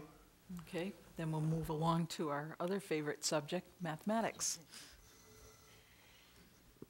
Hi, I'm Betsy Pontius. I'm the math coach for the K-3 schools. And I'm going to start talking about the key shifts in mathematics standards that the Common Core have brought to us. And then Kelly's going to enter in with some examples to give you an idea. So the first big shift is that each grade will focus on fewer standards, but more deeply, and the coherent progression across the grade levels. So to put this into context for you, used to be that every teacher would teach everything every year. So I would teach, if I was in first grade, I might teach a little bit of probability, a little bit of fractions, a little bit of whole numbers, addition, subtraction, everything. With the Common Core, what it's done is made us focus, especially in K-2. K-5 is really a deep, deep focus on number. And K-2 really focuses on whole numbers. So now we've kind of cut out probability. We might not do fractions. Grade 2 will sort of build the idea of fractions through manipulative work, but you won't really see a number as a fraction until third grade. So third grade's responsibility is to introduce a new number system. So as this goes through, we're trying to, the shift number 2 is the conceptual understanding of the topics is foundational. So I look at it this way. We used to, when we were teaching all of that, we really had so much to teach that basically we had time to really reinforce those rules, that rote memorization. Just say it over and over, and then you'll remember what I tell you, and then you'll do it right on the test, and we'll all be good. And as you will see shortly, the way the standards are measured now just doesn't allow for that rote memory anymore. So we have to go deeper. We have to have students understand and be able to apply these ideas. And that comes through conversations and using stuff and being able to move that to a pictorial and then number representations. Lastly, students are expected to extend their knowledge to real-life modeling and application. And that's really that contextual, real-world experience, so connecting math to their real lives, so that idea of purpose we talked about before. Why are we learning math? And so the problems are now much more word problems, where I think all of us can say when we think back on our education, oh, I was never good at word problems. Well, now we have no choice because the whole context is now given through that. And so the vocabulary and the language and all of that, the way we learn math and do math through the language is becoming a lot more rigorous. And so if we don't have that deep understanding, then we can't achieve those standards. So Kelly's going to now outline some of the changes in how the measurement, the MCAS had measured the old standards and is transitioning to measure the new ones, so that this year the MCAS has been written to measure the new ones, but then how Park will change that as well. I'm Kelly Brown, and is there another slide after this here? Rounding is a really important concept that we use. It's used in estimating. This is an example of what it might have looked like on an MCAS test in 4th grade. We would have seen some version of this almost every year. Not a lot of real-world problems there. That's okay, you can go. Now, this next one is an example from a Park assessment. It still involves rounding. It definitely has a real-world connection, and it has explained how you know this. So there isn't any guessing here. You have to understand number in a much different fashion than you did before.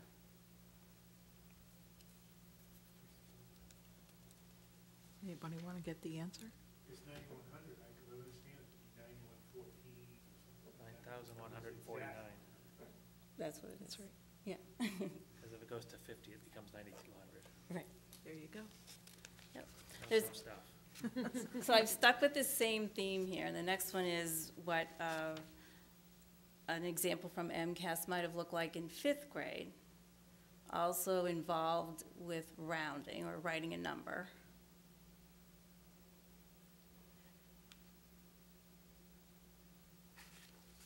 And then I have another example here to follow it of how that would be extended to decimal under the new testing system. So the understanding is much deeper, and the need to explain in detail much, much greater. The rigor is definitely there. It's a big change.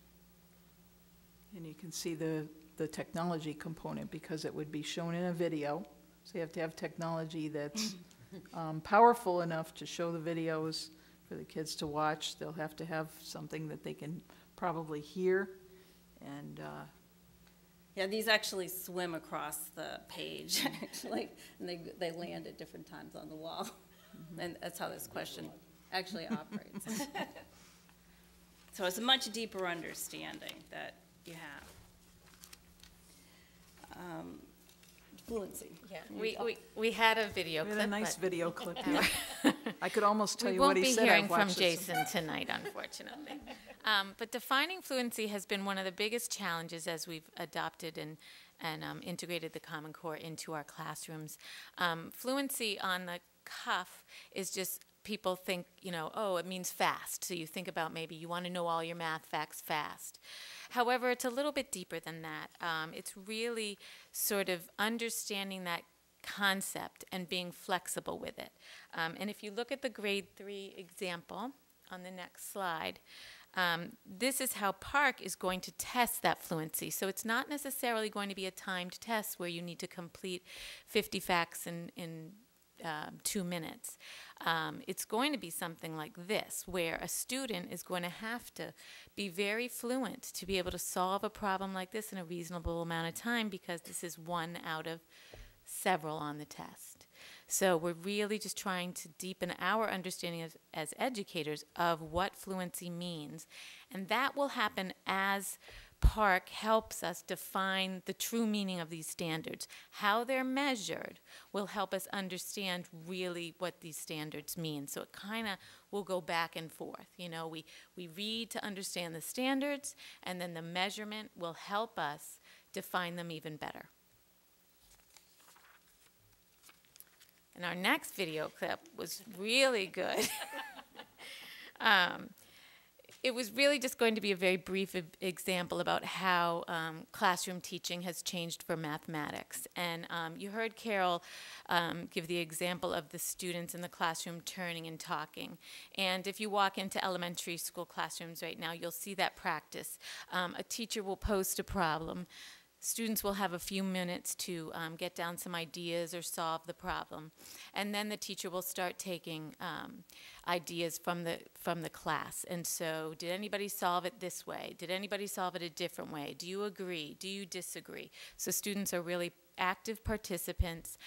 If they agree, they need to explain why. If they disagree, they need to explain why. And that's how that sort of discussion helps you deepen your understanding. So you see a solution that somebody else has come up with, and then the class might say, might try that. Let's see if that will work on this problem. So the teacher can post another problem and in that way generalize that strategy. And if that works, that might get posted on our classroom wall as Maureen's strategy. And we're going to keep that in mind and try that with as many problems to see if it really has staying power.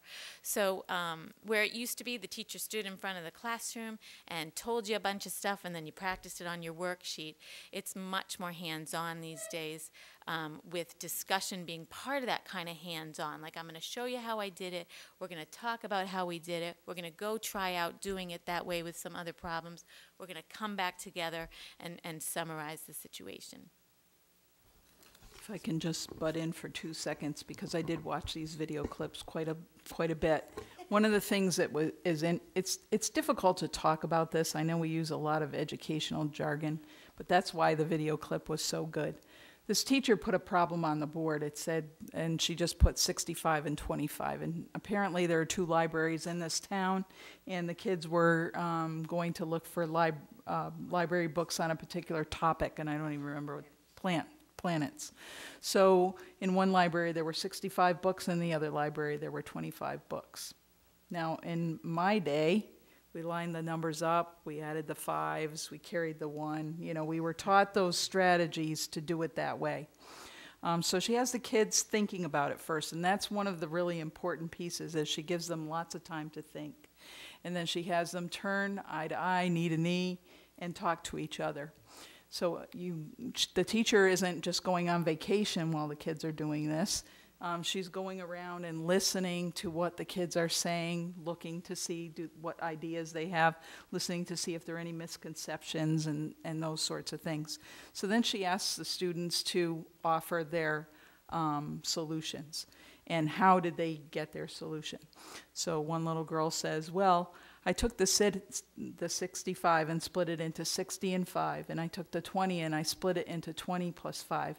Then I said 60 plus 20 is 80, and I added the 2 5s together, and that's 10, so 80 plus 10 is 90. All done mentally, but not add the 5s, carry the 1. It's very different. Another young man said, well, I took, I think it was 15 off the 20, off the 65 and made that 50. I added 50 and 25, I know that's 75. You know, we think in quarters because that's our money system. And then I added the 15 to the 75, I think he said, and he got 90, whatever it was. But you can see these are all mental math. They didn't have anything in their hands. They weren't doing it with, you know, paper and pencil, but they're thinking about it. And the gentleman in the previous clip talks about that, like you might add, I think it was 4 and 9 or something, and he said, you know, kids are thinking to themselves, and we do this too, but we don't realize that we're doing it because if we're good at math, we just automatically do it. But if you're adding 9 and 4, you're thinking to yourself, well, 9 and 1 more is 10, then I've got 3 left over, it's 13. And that's the kind of thinking that, and why do we do this? It was interesting this weekend. As my husband was helping me get these video clips on my computer, he said to me, that seems like so long. Why do you do it that way? That seems cumbersome. Why don't you just teach them how to do it? And the answer to that, if I'm not mistaken, is because later on, if they don't understand what the numbers really mean, later on when you get to higher level math, you can't do it because those little strategies don't help you anymore.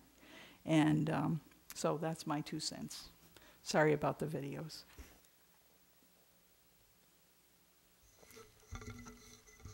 However, if you want to look at videos, here's your opportunity. Many of these resources are available and used in our schools, but they're also available to the general public. You'll find a lot of interesting video clips. Some of them are really short, about different ways that teachers approach mathematics with students or some kind of professional development that teachers might need. I especially liked the one from the teacher channel because I think that really gave you many chances to see different kinds of mathematics at different levels. I know a lot of our parents out there are already asking us about things like number bonds and what does that really mean, and it just means bundling things in tens. So that's one of the video clips that you can watch on Engage New York or in the teacher channel. And again, it really gives you the opportunity to see what was behind some of the thinking as they put together this true progression of learning, how students really acquire mathematical understanding through the grades and as they age up in experience. So one of the things that we thought is we would put this up on the website because we have heard from parents. A lot of parents are concerned the math seems really hard now and things like that. They're not used to seeing what it is, but if we'll put some of this stuff up there, it might be helpful to parents on our website. Is there any further questions, Mr. Morris? Can we go on the web for these videos that, I see the website Yes, I'm going to post, well, what I'll do is I'll post this, so hopefully the videos will play. Mr. Edwards, please. I see that the way it's being taught now is a lot different than the way we learned it. And that's how I'll do a bunch of numbers the same way. Subtract this, add that, put this number, make that 0. And no one taught me that. And so nowadays what you're doing is you're teaching that concept so that when the kids get to a certain, you know, they understand it as they get into, I wouldn't say higher math, but I mean, when you have to group numbers together or you have to sit down and figure things out with 4, 5, 6, 7, 8 numbers instead of adding each number on the ones and then tens and then the hundreds. You know, you can sit down and do it, and you can come up with about where the number is. As an accountant, everything is approximately anyway, so. Well, what's a dollar? What's a dollar among friends? Mr. Carey, please. Just a couple questions, I think, maybe more. Say we're talking fourth graders. Are all fourth grade classes starting at the same point with, say, worksheets that they start with word problems? Are they all using the same word problems in every classroom? Yeah. Well, yes and no. We have basically this year given them sort of a smorgasbord of things to choose from. So they might not all be the exact same worksheet. Is the concept that they're developing the same? Yes. Okay. And that's what the Common Core was kind of about, was that if you move from state to state, you'd still get these core skills, or these core standards would be taught. Doesn't mean they're taught using the same material, but right now, I think fourth grade, I don't know if they're multiplying maybe. I know the fifth grade just got done multiplying and dividing. You know, sixth grade did long division. I mean, they're doing similar things, but it's ramped up in each grade. Yep. What they're doing. I don't know if I'm answering your question. No, you are. And are they expected to kind of progress together, moving through different concepts at different parts of the year? Right. You know, if you break up the year and say quarters, and the first quarter is one concept, and now you're going to move into the second quarter, it might be another concept. Right. And you're all moving together, correct? Well, it's similar, yes. Yeah. Yeah, like we'll be doing fractions next, or Right. geometry will follow, or whatever. And algebra is interspersed amongst there, and so is measurement. And to the superintendent's point, you know, nowadays, and parents are into, a lot of parents, I believe, are into looking at blogs and using what the district has to offer as far as, because this is new to a lot of parents, this concept of how it's being worked and presented. So, you know, and if my fourth grader or sixth grader or eighth grader comes to me and says, I need help with this, 9 times out of 10, my answer is, go do something else. Let me look at what you're doing so I can figure out so how to get them there. You know, I might be able to teach them the way I learned it, but that's not necessarily what we want.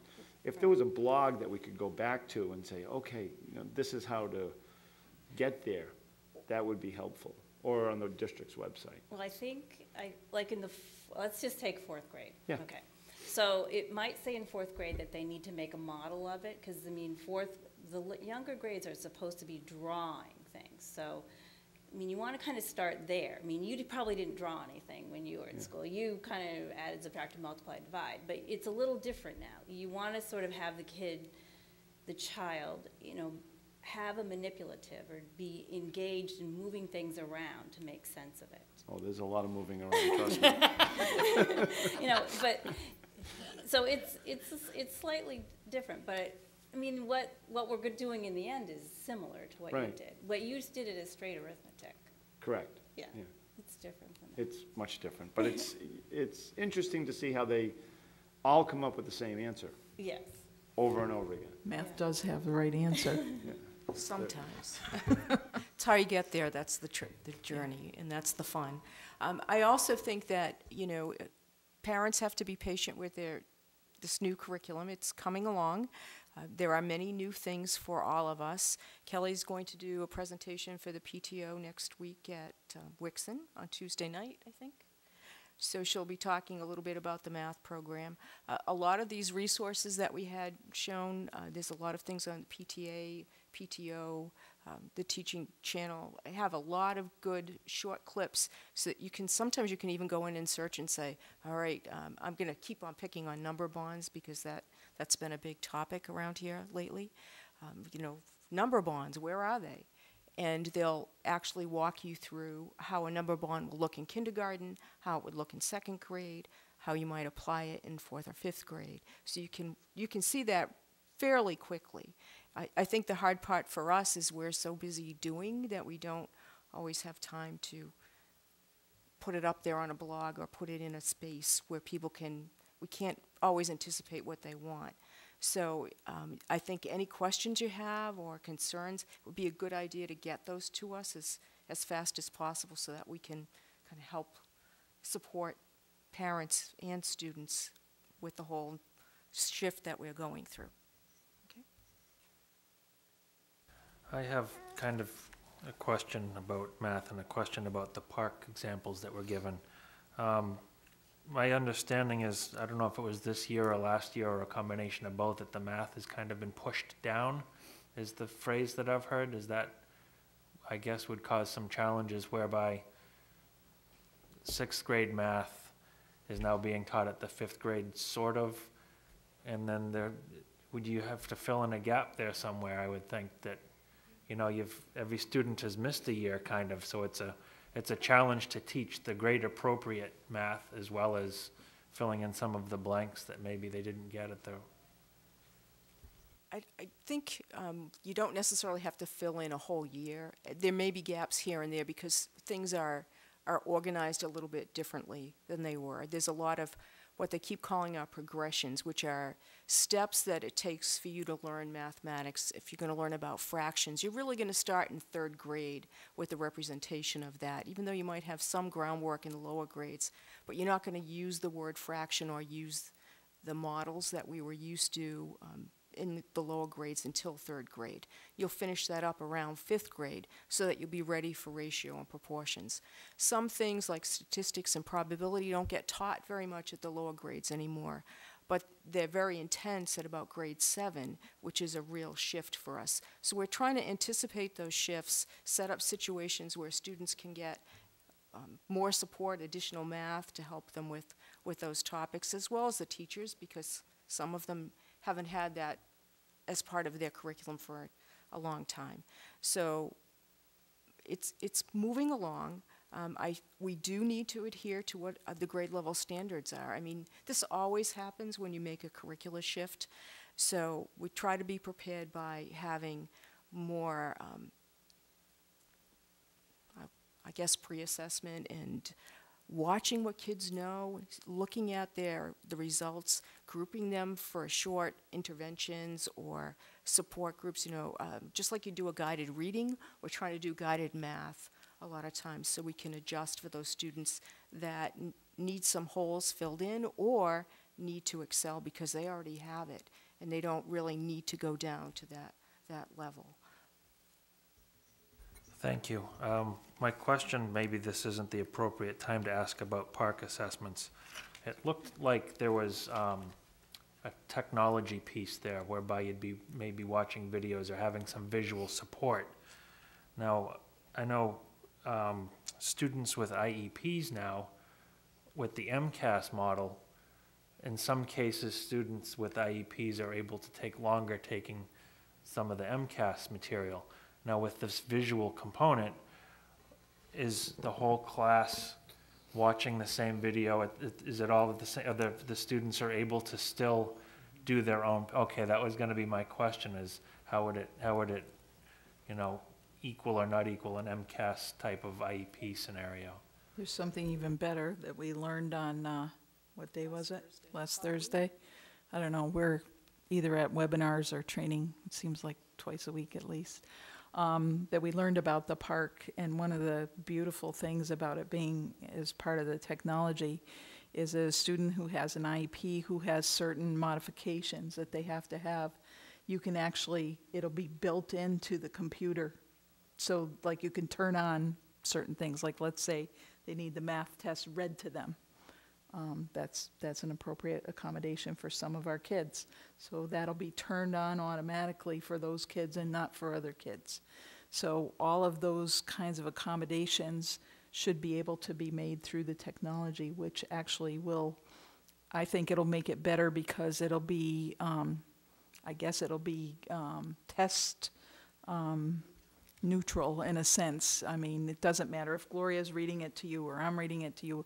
It might be a little different if I'm reading it. I might emphasize the words a little differently, whereas if you're hearing it through the computer, it's going to be the same for everybody.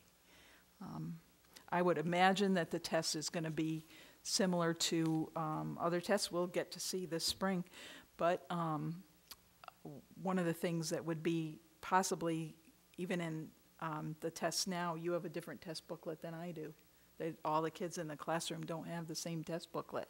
So whether it's the questions, same questions in a different order or whatever, it's, you know, I don't think it'll be exactly, I imagine it'll be the same. There is a paper and pencil version of this, and in the first year, which will be not this upcoming year, but next year, it will be all park in the spring of 2015. And schools will have a choice between using the technology and paper pencil. So it'll depend on our readiness with the technology as to whether or not we can use that. It's a good question. Ms. Angeloni, please. I guess going back to the ELA especially, I'm sitting here and, you know, they seem to keep upping the ante, which, you know, okay, that's fine. You know what, I know Massachusetts, we have great standards, and that's great. But I'm sitting here and I'm getting worried about the kids that have any learning disability at all. Like, how do you, because the standards just keep getting upped and upped and upped, and you know, I have a kid who's dyslexic, severely dyslexic, and I'm thinking about these, you know, the language being a bigger part of everything, including the math, which he would actually, I think, be pretty successful at, but you're going to throw all of these written questions at him, which he struggles with. I mean, he struggles with them. And then take into account, too, ELL students. You know, and you're talking about the kids turning around and facing each other in a classroom and talking about it and, you know, going into the in-depth discussion about different, you know, Martin Luther King's I Have a Dream speech. How do we, because, you know, I mean, you have people coming up and giving everyone a hard time because we're not, you know, meeting their standards as far as test scores, and like, how do you marry the two? Like, how do you make sure that you take care of these kids that have the learning disabilities that are documented and affect everything that they do, and make sure that the kids that don't have it excel, and, you know, everybody's happy because we've got super scores and we're doing great? You know, I mean, it seems like to me, and I may be oversimplifying it, but when I was a kid, it was simpler. Like, you could take into account the needs of every kid, and, you know, that we didn't have these, you know, the MCAS, and now it's getting harder and harder and harder. I don't know if I'm making any sense, but I'm sitting here and I'm getting more and more worried for my son.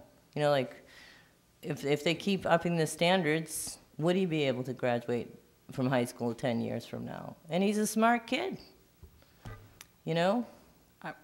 I want to just jump in. I know you're going to answer this and do a good job of it, but one of the things I think is part of the answer is some of the programs that we're using. And I'm thinking about things like Starry.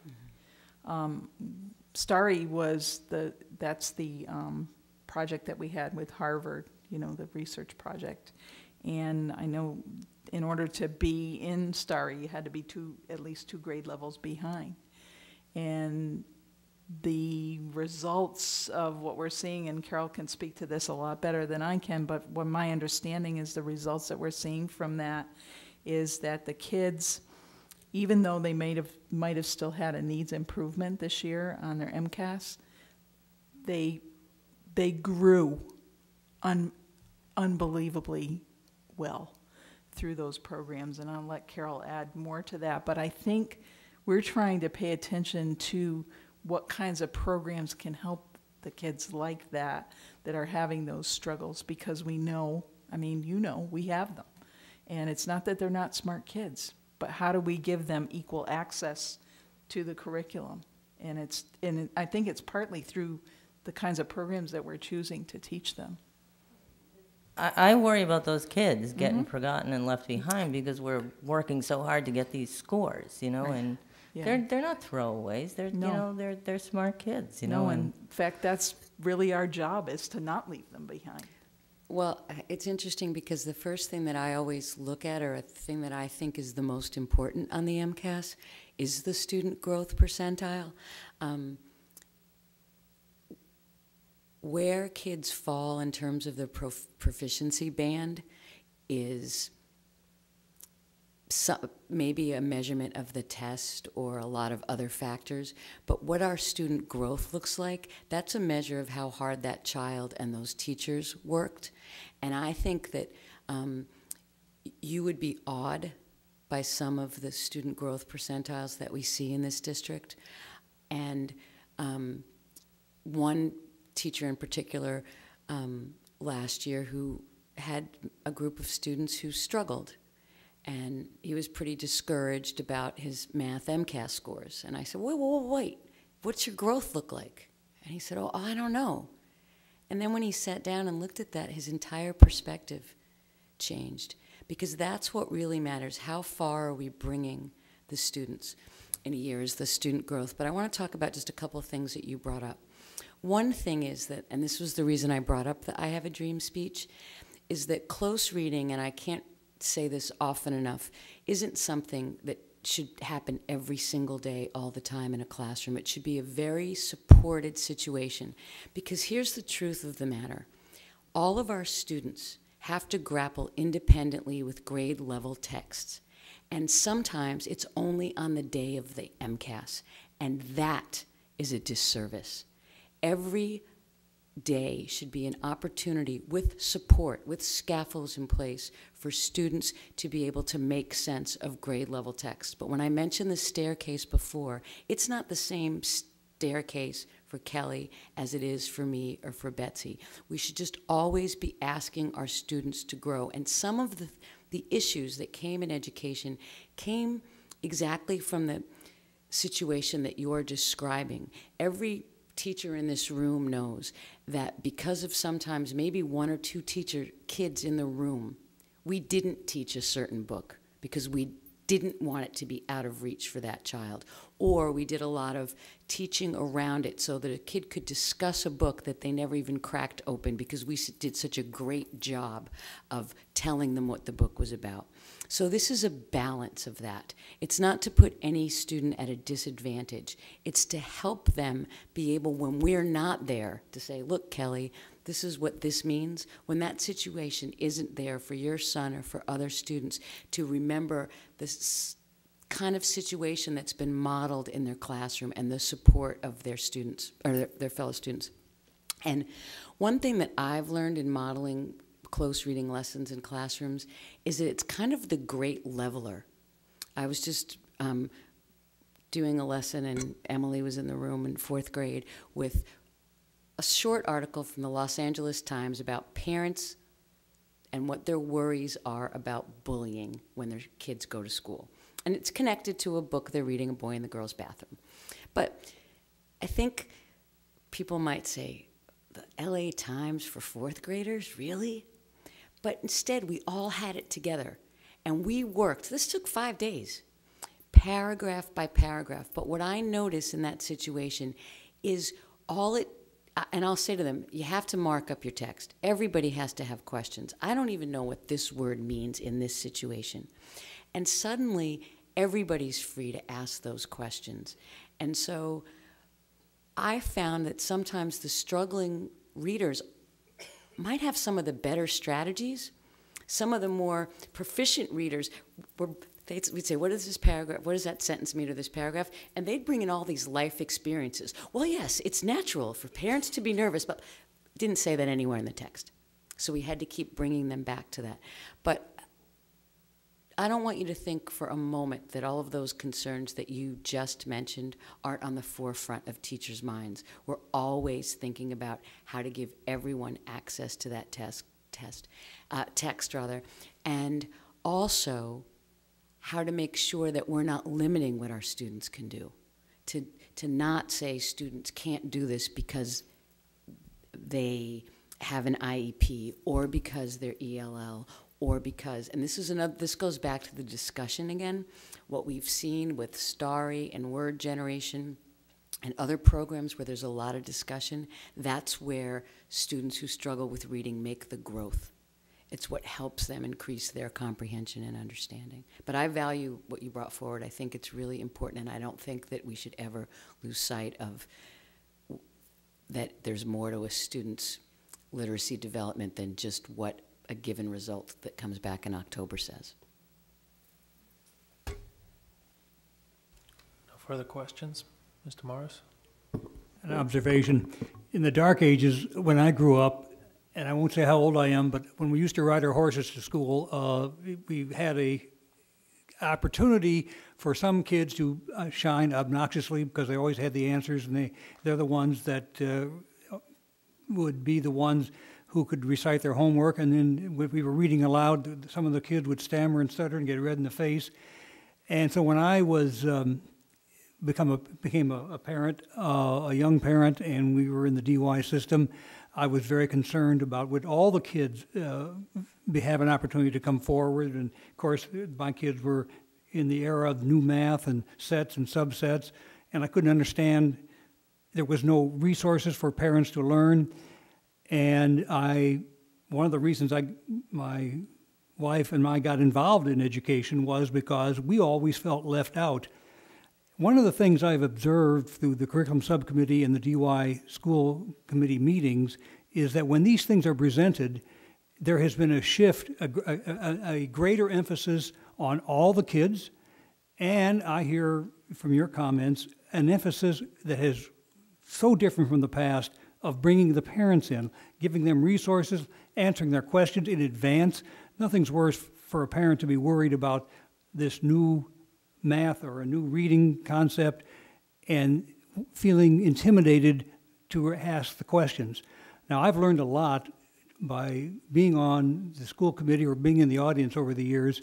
It sounds to me that what you're doing is answering all the kids and all the parents. To the extent that you can bring them in, I really applaud that. So it seems to me that you made references without being asked to talking to the parents, listening, bringing them in, and so I wish you continued success. I see no further questions on this portion. Thank you. Okay.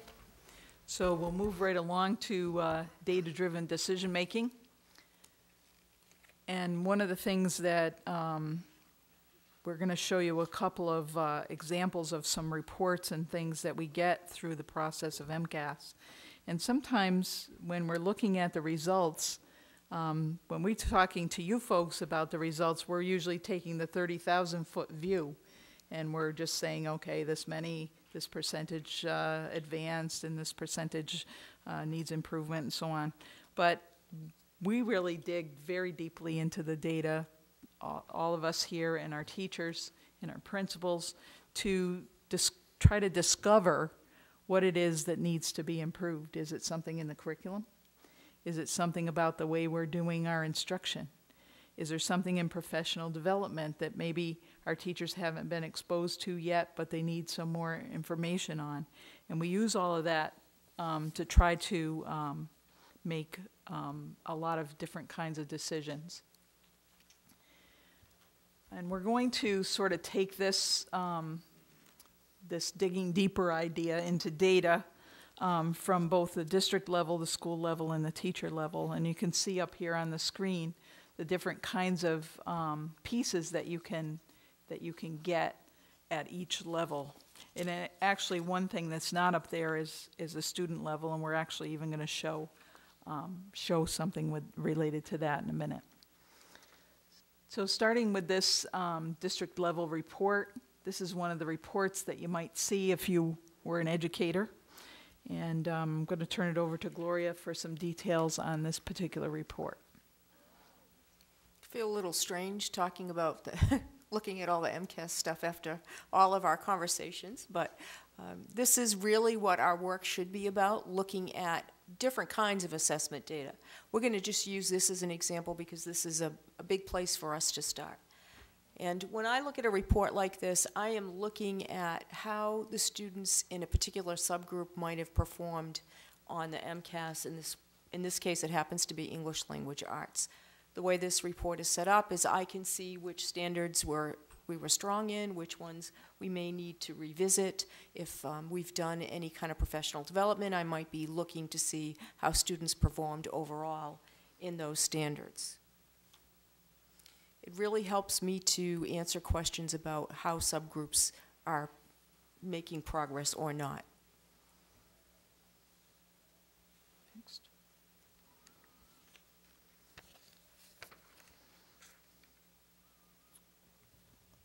Once I've looked at it at the district level, I might go in and look at the test results or assessment results by items by a school. And this will be less noticeable in the years coming up because we've consolidated all of our schools. But this gives me a sense of how students are, what their answer patterns are. Has the PD worked that I might have put into a school if I'm looking at a particular strand or item?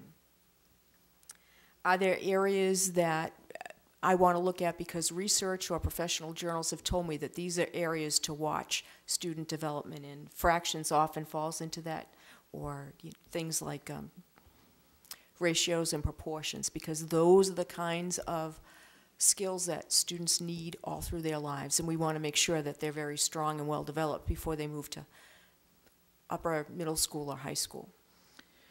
What you can see on this report in the first column, it just tells you the number item. So, you know, the first one was question 6, the second one was question 30, and so on.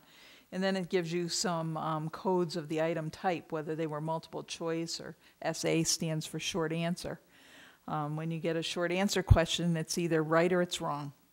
There's nothing in between. So it might be a multiplication problem or something like that. And similar to what you saw before, there were we showed one of the multiple choice ones. With the multiple choice, there's usually a choice of 4 answers. In the next column, it's telling you which standard the questions were connected to. So lots of times people say, oh, you know, you're teaching to the test, because we do a lot of this test analysis. But that's not really the case. What we're trying to do is see how well we're teaching the standards. The standards are being measured by the assessment. So how our students are doing on each standard is being measured by this assessment. As Gloria said, you can see over in the domain column, in the domain column right over here, it's about number and operations and base 10 and fractions. We've done a lot of training, a lot of professional development with our staff in that area. So we wanted to take a look at to see how that went. And you can see from some of the scores and how the schools did and so on that we did actually quite well in this area. One of the questions that Gloria and I had when we looked at this is, what happened here? This last question right here was a minus 14 in terms of how we compared to the state. Well, one of the things that you can do is you can then click over on the blue question, and it'll pop up. It'll show you what the standard was and what the question was. Unfortunately, when we clicked on that one, it was a non-released item. So it was a sort of a test item, if you will, or they have a bank of items that they don't release to you. So we can't dig into that particular item any further because we don't have the information. But those are the kinds of things that happen sometimes.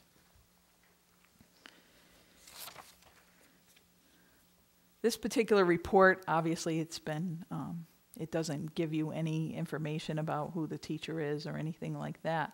But you can see from the little,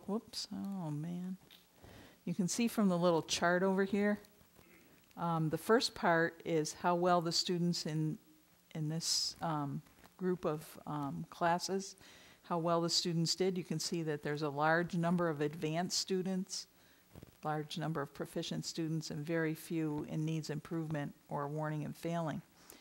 In addition, this goes to what someone was talking about earlier about the growth.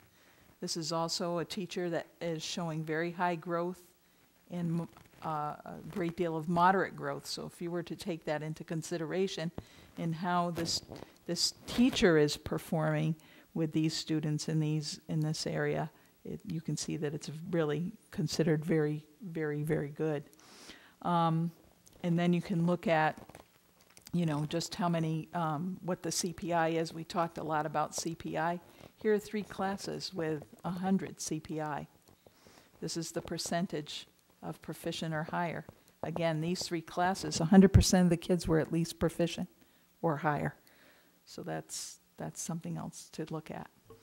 What does CPI stand for? Composite Performance Index. It's about how close you're getting the kids to being proficient or advanced. Want to add anything to this slide? Just, this is a, you know, there's a lot of information that's behind this slide. One of the good things about using the Edwin Analytics system, which the state has for these things, is you can keep clicking. Now, we could click on the class list and get into the student roster and look at patterns of performance for students. And I think we'll probably show you that on the next slide. But this is a good one to start with because it gives you a clear picture of all the different ways you can look at the data around a classroom. Another piece of information that we get is a classroom item analysis. If this had been a real, if this had been a real report, listed over here would be all the students' names. And then as you go across their row, you can see how they performed on each question. And if there's a plus in there, that means they got the answer right. If it's a multiple choice and there's a letter like this one, that means that was the answer that they selected.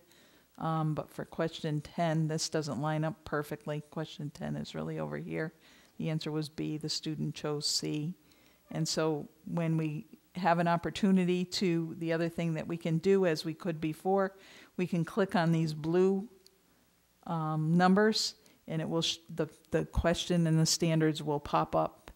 And where it says OR, that's open response, which means there's some kind of written response that needs to be given there. This is English Language Arts, so down at the end there's some information about how they did on their on the writing part of the exam. Okay. So this is just taking a little closer look at what was at the end of the chart. And you can see each student's growth percentile, and you can see their level of performance. This is obviously a high-performing class, lots of advanced and proficient. The total points that they could have gotten was 72. These are the raw scores. These are the scaled scores. The scaled scores are affiliated or go along with what proficiency level that you get. You can see this circle right here. The reason that we have that circled is that student has no growth percentile listed there. You might ask yourself why or why not. That student, highly likely that that student wasn't with us, or actually it can't even be that they weren't it had to be that they weren't living in Massachusetts, because now we have a student number that follows them wherever they go in the state. So we have actually 2 on this particular one up here and one down here. Because we can get to the level of knowing what who the students are, we can find out, were they a student that came from another country? Were they a student that came from another state? The CD is the competency determination. If you get a 2, that means you're going to get your diploma. Interestingly here, you have a student who, a 280 is considered a perfect score. Obviously that's an advanced. And look at the growth percentile, 99%. That is about the highest growth that you can get. And you can see a few 99s in there. But then again, here's a student who got a 272, and the growth percentile was only 50. So that student didn't grow as much as from one year to the next, but still got a very got a very good score. The goal is that no matter how high performing your students are, that you're getting them to grow more each year. If you'll remember when we gave our last MCAS report, we showed you the chart that had the growth band. From 40 to 60 is considered average growth. Below 40 is low growth. Above 60 is high growth. So that's a way to think about it. So as we talked about before, we can get down to a lot of different levels, where you can see the arrow that's on the bottom. Whoops. This arrow right here. It's pointing to this column because when we looked at this, this was one question that more students got incorrect than any other question that we found. It happens to be number 17. You can go up and click on the 17 and it would take you to that particular question. And we would want to find out what that question was measuring. Just to give you an example, this happens to be, isn't that question, this is a different question, question 20. It was a multiple choice question where the circle is, when we click on it, tells us what standard it was trying to test. Interpret words and phrases as they're used in a text, including determining technical, connotative, and figurative meanings, and analyze how specific word choices shape meaning or tone. That's a pretty big idea and pretty sophisticated. And then and you can see what the question was, you can see what the answer was. So it says in lines 24 and 25, what does a description of Franz's dry, bony face with a great nose twisted to one side suggest? So you have to go back and you have to read the selection. This happens to be the two lines that it refers to. In your packet, I've given you the complete selection just so you can take a look at that. So this is the kind of sophisticated analysis that we can get into. Gloria, do you want to?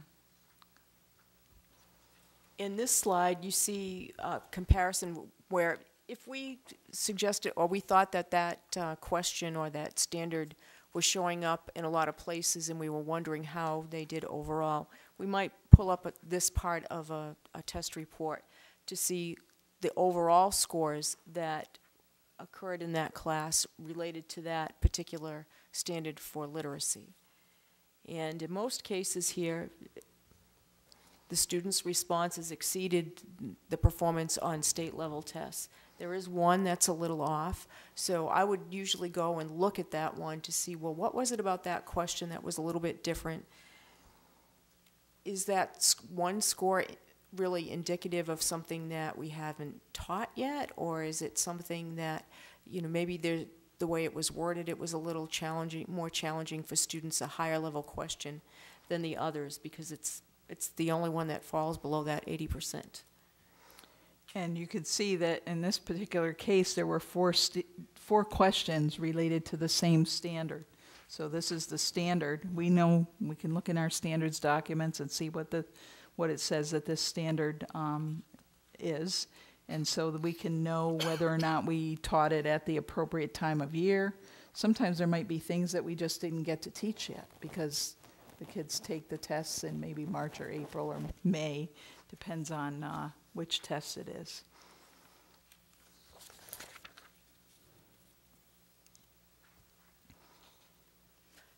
And we also can look at how individual students do on particular standards. And this might be a time when we were wanting to group kids into small groups for instruction on areas that might be a little challenging for them, or that they've already exceeded the grade level standards. It's particularly used for intervention and attention to areas that need filling in.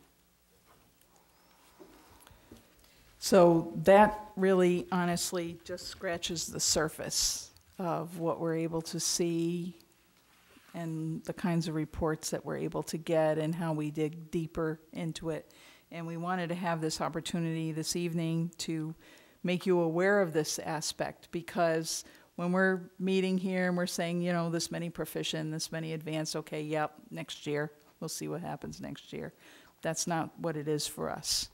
It's a very, almost I would say scientific approach to seeing what's been taught, what else we need to do, how we group and regroup our kids for a purpose. Obviously, a lot of the work of the coaches is to help support the teachers in this process as well. So if you have any further questions, we're happy to answer them. Mr. Edwards, please. This is the first time since I've been on the committee to understand this and the way you did it. My question is why wasn't this done earlier so that we could have a better understanding of it? In other words, I'm not trying to usurp what you did, but I'm just saying that this is the first time that it's been really explained in the detail so that you could understand. Is it because of going to the Common Core? Or is it because, so you've known this stuff about MCAS all along, and you've given us information, and you said, well, we look at it in depth, but not really understanding what the in-depth meant. This is the first time I've understood what in-depth meant. Some of the previous presentations were given at the curriculum subcommittee level. So it depends on where you were on the committee at that time. This is part of the reason why we wanted to do it in this kind of a forum, was to make sure that all of the committee could hear these kinds of things. And remember, the tools that we're using are more sophisticated today than ever before. Okay. Edwin Analytics has only been around a couple of years. The data warehouse has been around for several years, but being able to go to this level of depth and create reports that show you everything from student all the way up to the district and state it's only been the last couple of years we've been able to do that. So a lot has to do with the access to the technology, the state getting its data warehousing all straightened out so we can actually do this kind of work in a more efficient way. I mean, we always did some of it by hand, I guess I would say, or in the old-fashioned way, just kind of hunt and peck through things. But we can get these kind of reports in a relatively quick fashion once we've decided what our parameters are. And it's just due to the technology that they have. This will be, though, grow even more as the state develops its student, the whole system is going to be mixed together, where we'll be able to actually upload some of our local assessments into this and get a picture that way as well. Mr. Morris, please. Thanks. When I ran for election last spring to get back on the committee, I was challenged by a friend that I was too friendly and too comfortable with administration. I won't hold their feet to the fire. Sure, we set the budget, we set policy, and how are we going to know a given proposal is worthwhile to fund, or how can we defend it as the voice from the schools to the community? This is, in my view, we learned this, we now have the evidence of what fire to hold their feet to, so to speak, as if somehow we could determine what a given line item was worth based on a misconception. We were criticized once again by somebody in the public who brought up the word disastrous in reference to test scores. If only those types of critics would take the time to listen to things of this nature, they would find out it isn't a matter of glossing it over. You devote your time and the money that we fight for the budget in this direction. So it isn't a matter of, as a committee member, as an elected official, I'm letting you get away with anything you want. This demonstrates what it is you're doing with the tax dollar that comes from the public. So I have ammunition. Thanks. Ms. Angeloni, please. Carol, can you just, I mean, you just did it when you were summing up, but when you look at and Gloria, when you look at these questions and you see one that, we, pretty much yeah, we bombed on. So what do? You mentioned maybe putting particular students together. And can you just go through what you would do at that point again, please? Well, I think it depends on what it is. One of the reasons that we ended up running the math classes over the last few years that we did was because that we could see that through our student performance that perhaps our teachers needed some additional support in their learning, because remember, when we all went to school, we learned differently. And a lot of us, especially in the area of mathematics, we learned rote things that we memorized and formulas, and if you couldn't remember them, you were out of luck. So in order for our teachers to be successful at teaching in this new way, we had to teach them new things. So that would be one thing, whether or not there's professional development that needs to be done. Sometimes with the coaches, they can go in and help with the teachers if there's an instructional kind of misunderstanding. The other thing that we do is sometimes we group and regroup kids.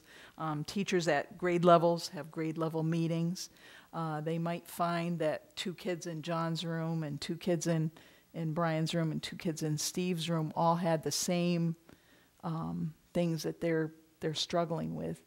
But maybe in my class, all the kids did really well with that. So I might volunteer to take those 6 kids while they take some other kids from my classroom to do something else and run a little group to see if I can help get them to another place. Or I might say, John might say to me as another teacher, hey, you seem to do quite well with those kids. What did you use or whatever? And so we can kind of work together as a team, and that's part of what the coaches are there for, to help facilitate some of that. I don't know if you have any other examples. Well, I also think you have to remember sometimes it looks like you did really poorly on a question, and then we'll look at the pattern and we'll investigate the question. We'll find out there was only one question on that topic, and you say, you know what, one question isn't a failing of the curriculum that we have. So we're going to look at where are the patterns of good performance and struggling performance, and then try to figure out, is it a curriculum issue?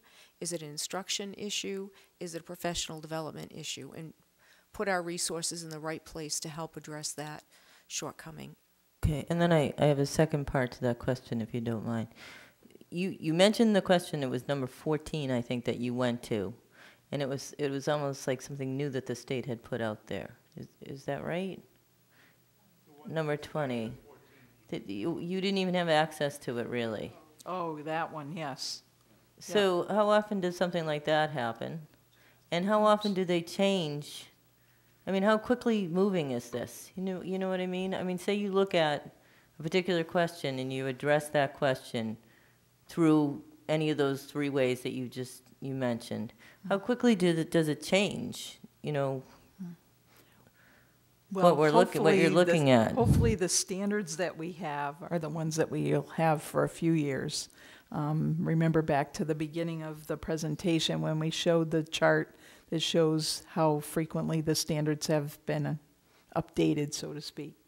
I guess we don't see that often, but we see it often enough to feel like, sometimes they're just testing out new questions. Is it something that everybody bombed if you see that we are below state average?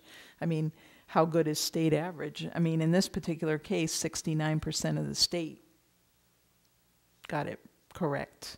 Can't even see that, but that's number 25, right? Yep, number 25. The last one. 55% of the students in this school got it correct, 61 across the district, and 69 in the state got it correct. And that's the question you went to that you couldn't even really access. That's because right. It was something they were trying out.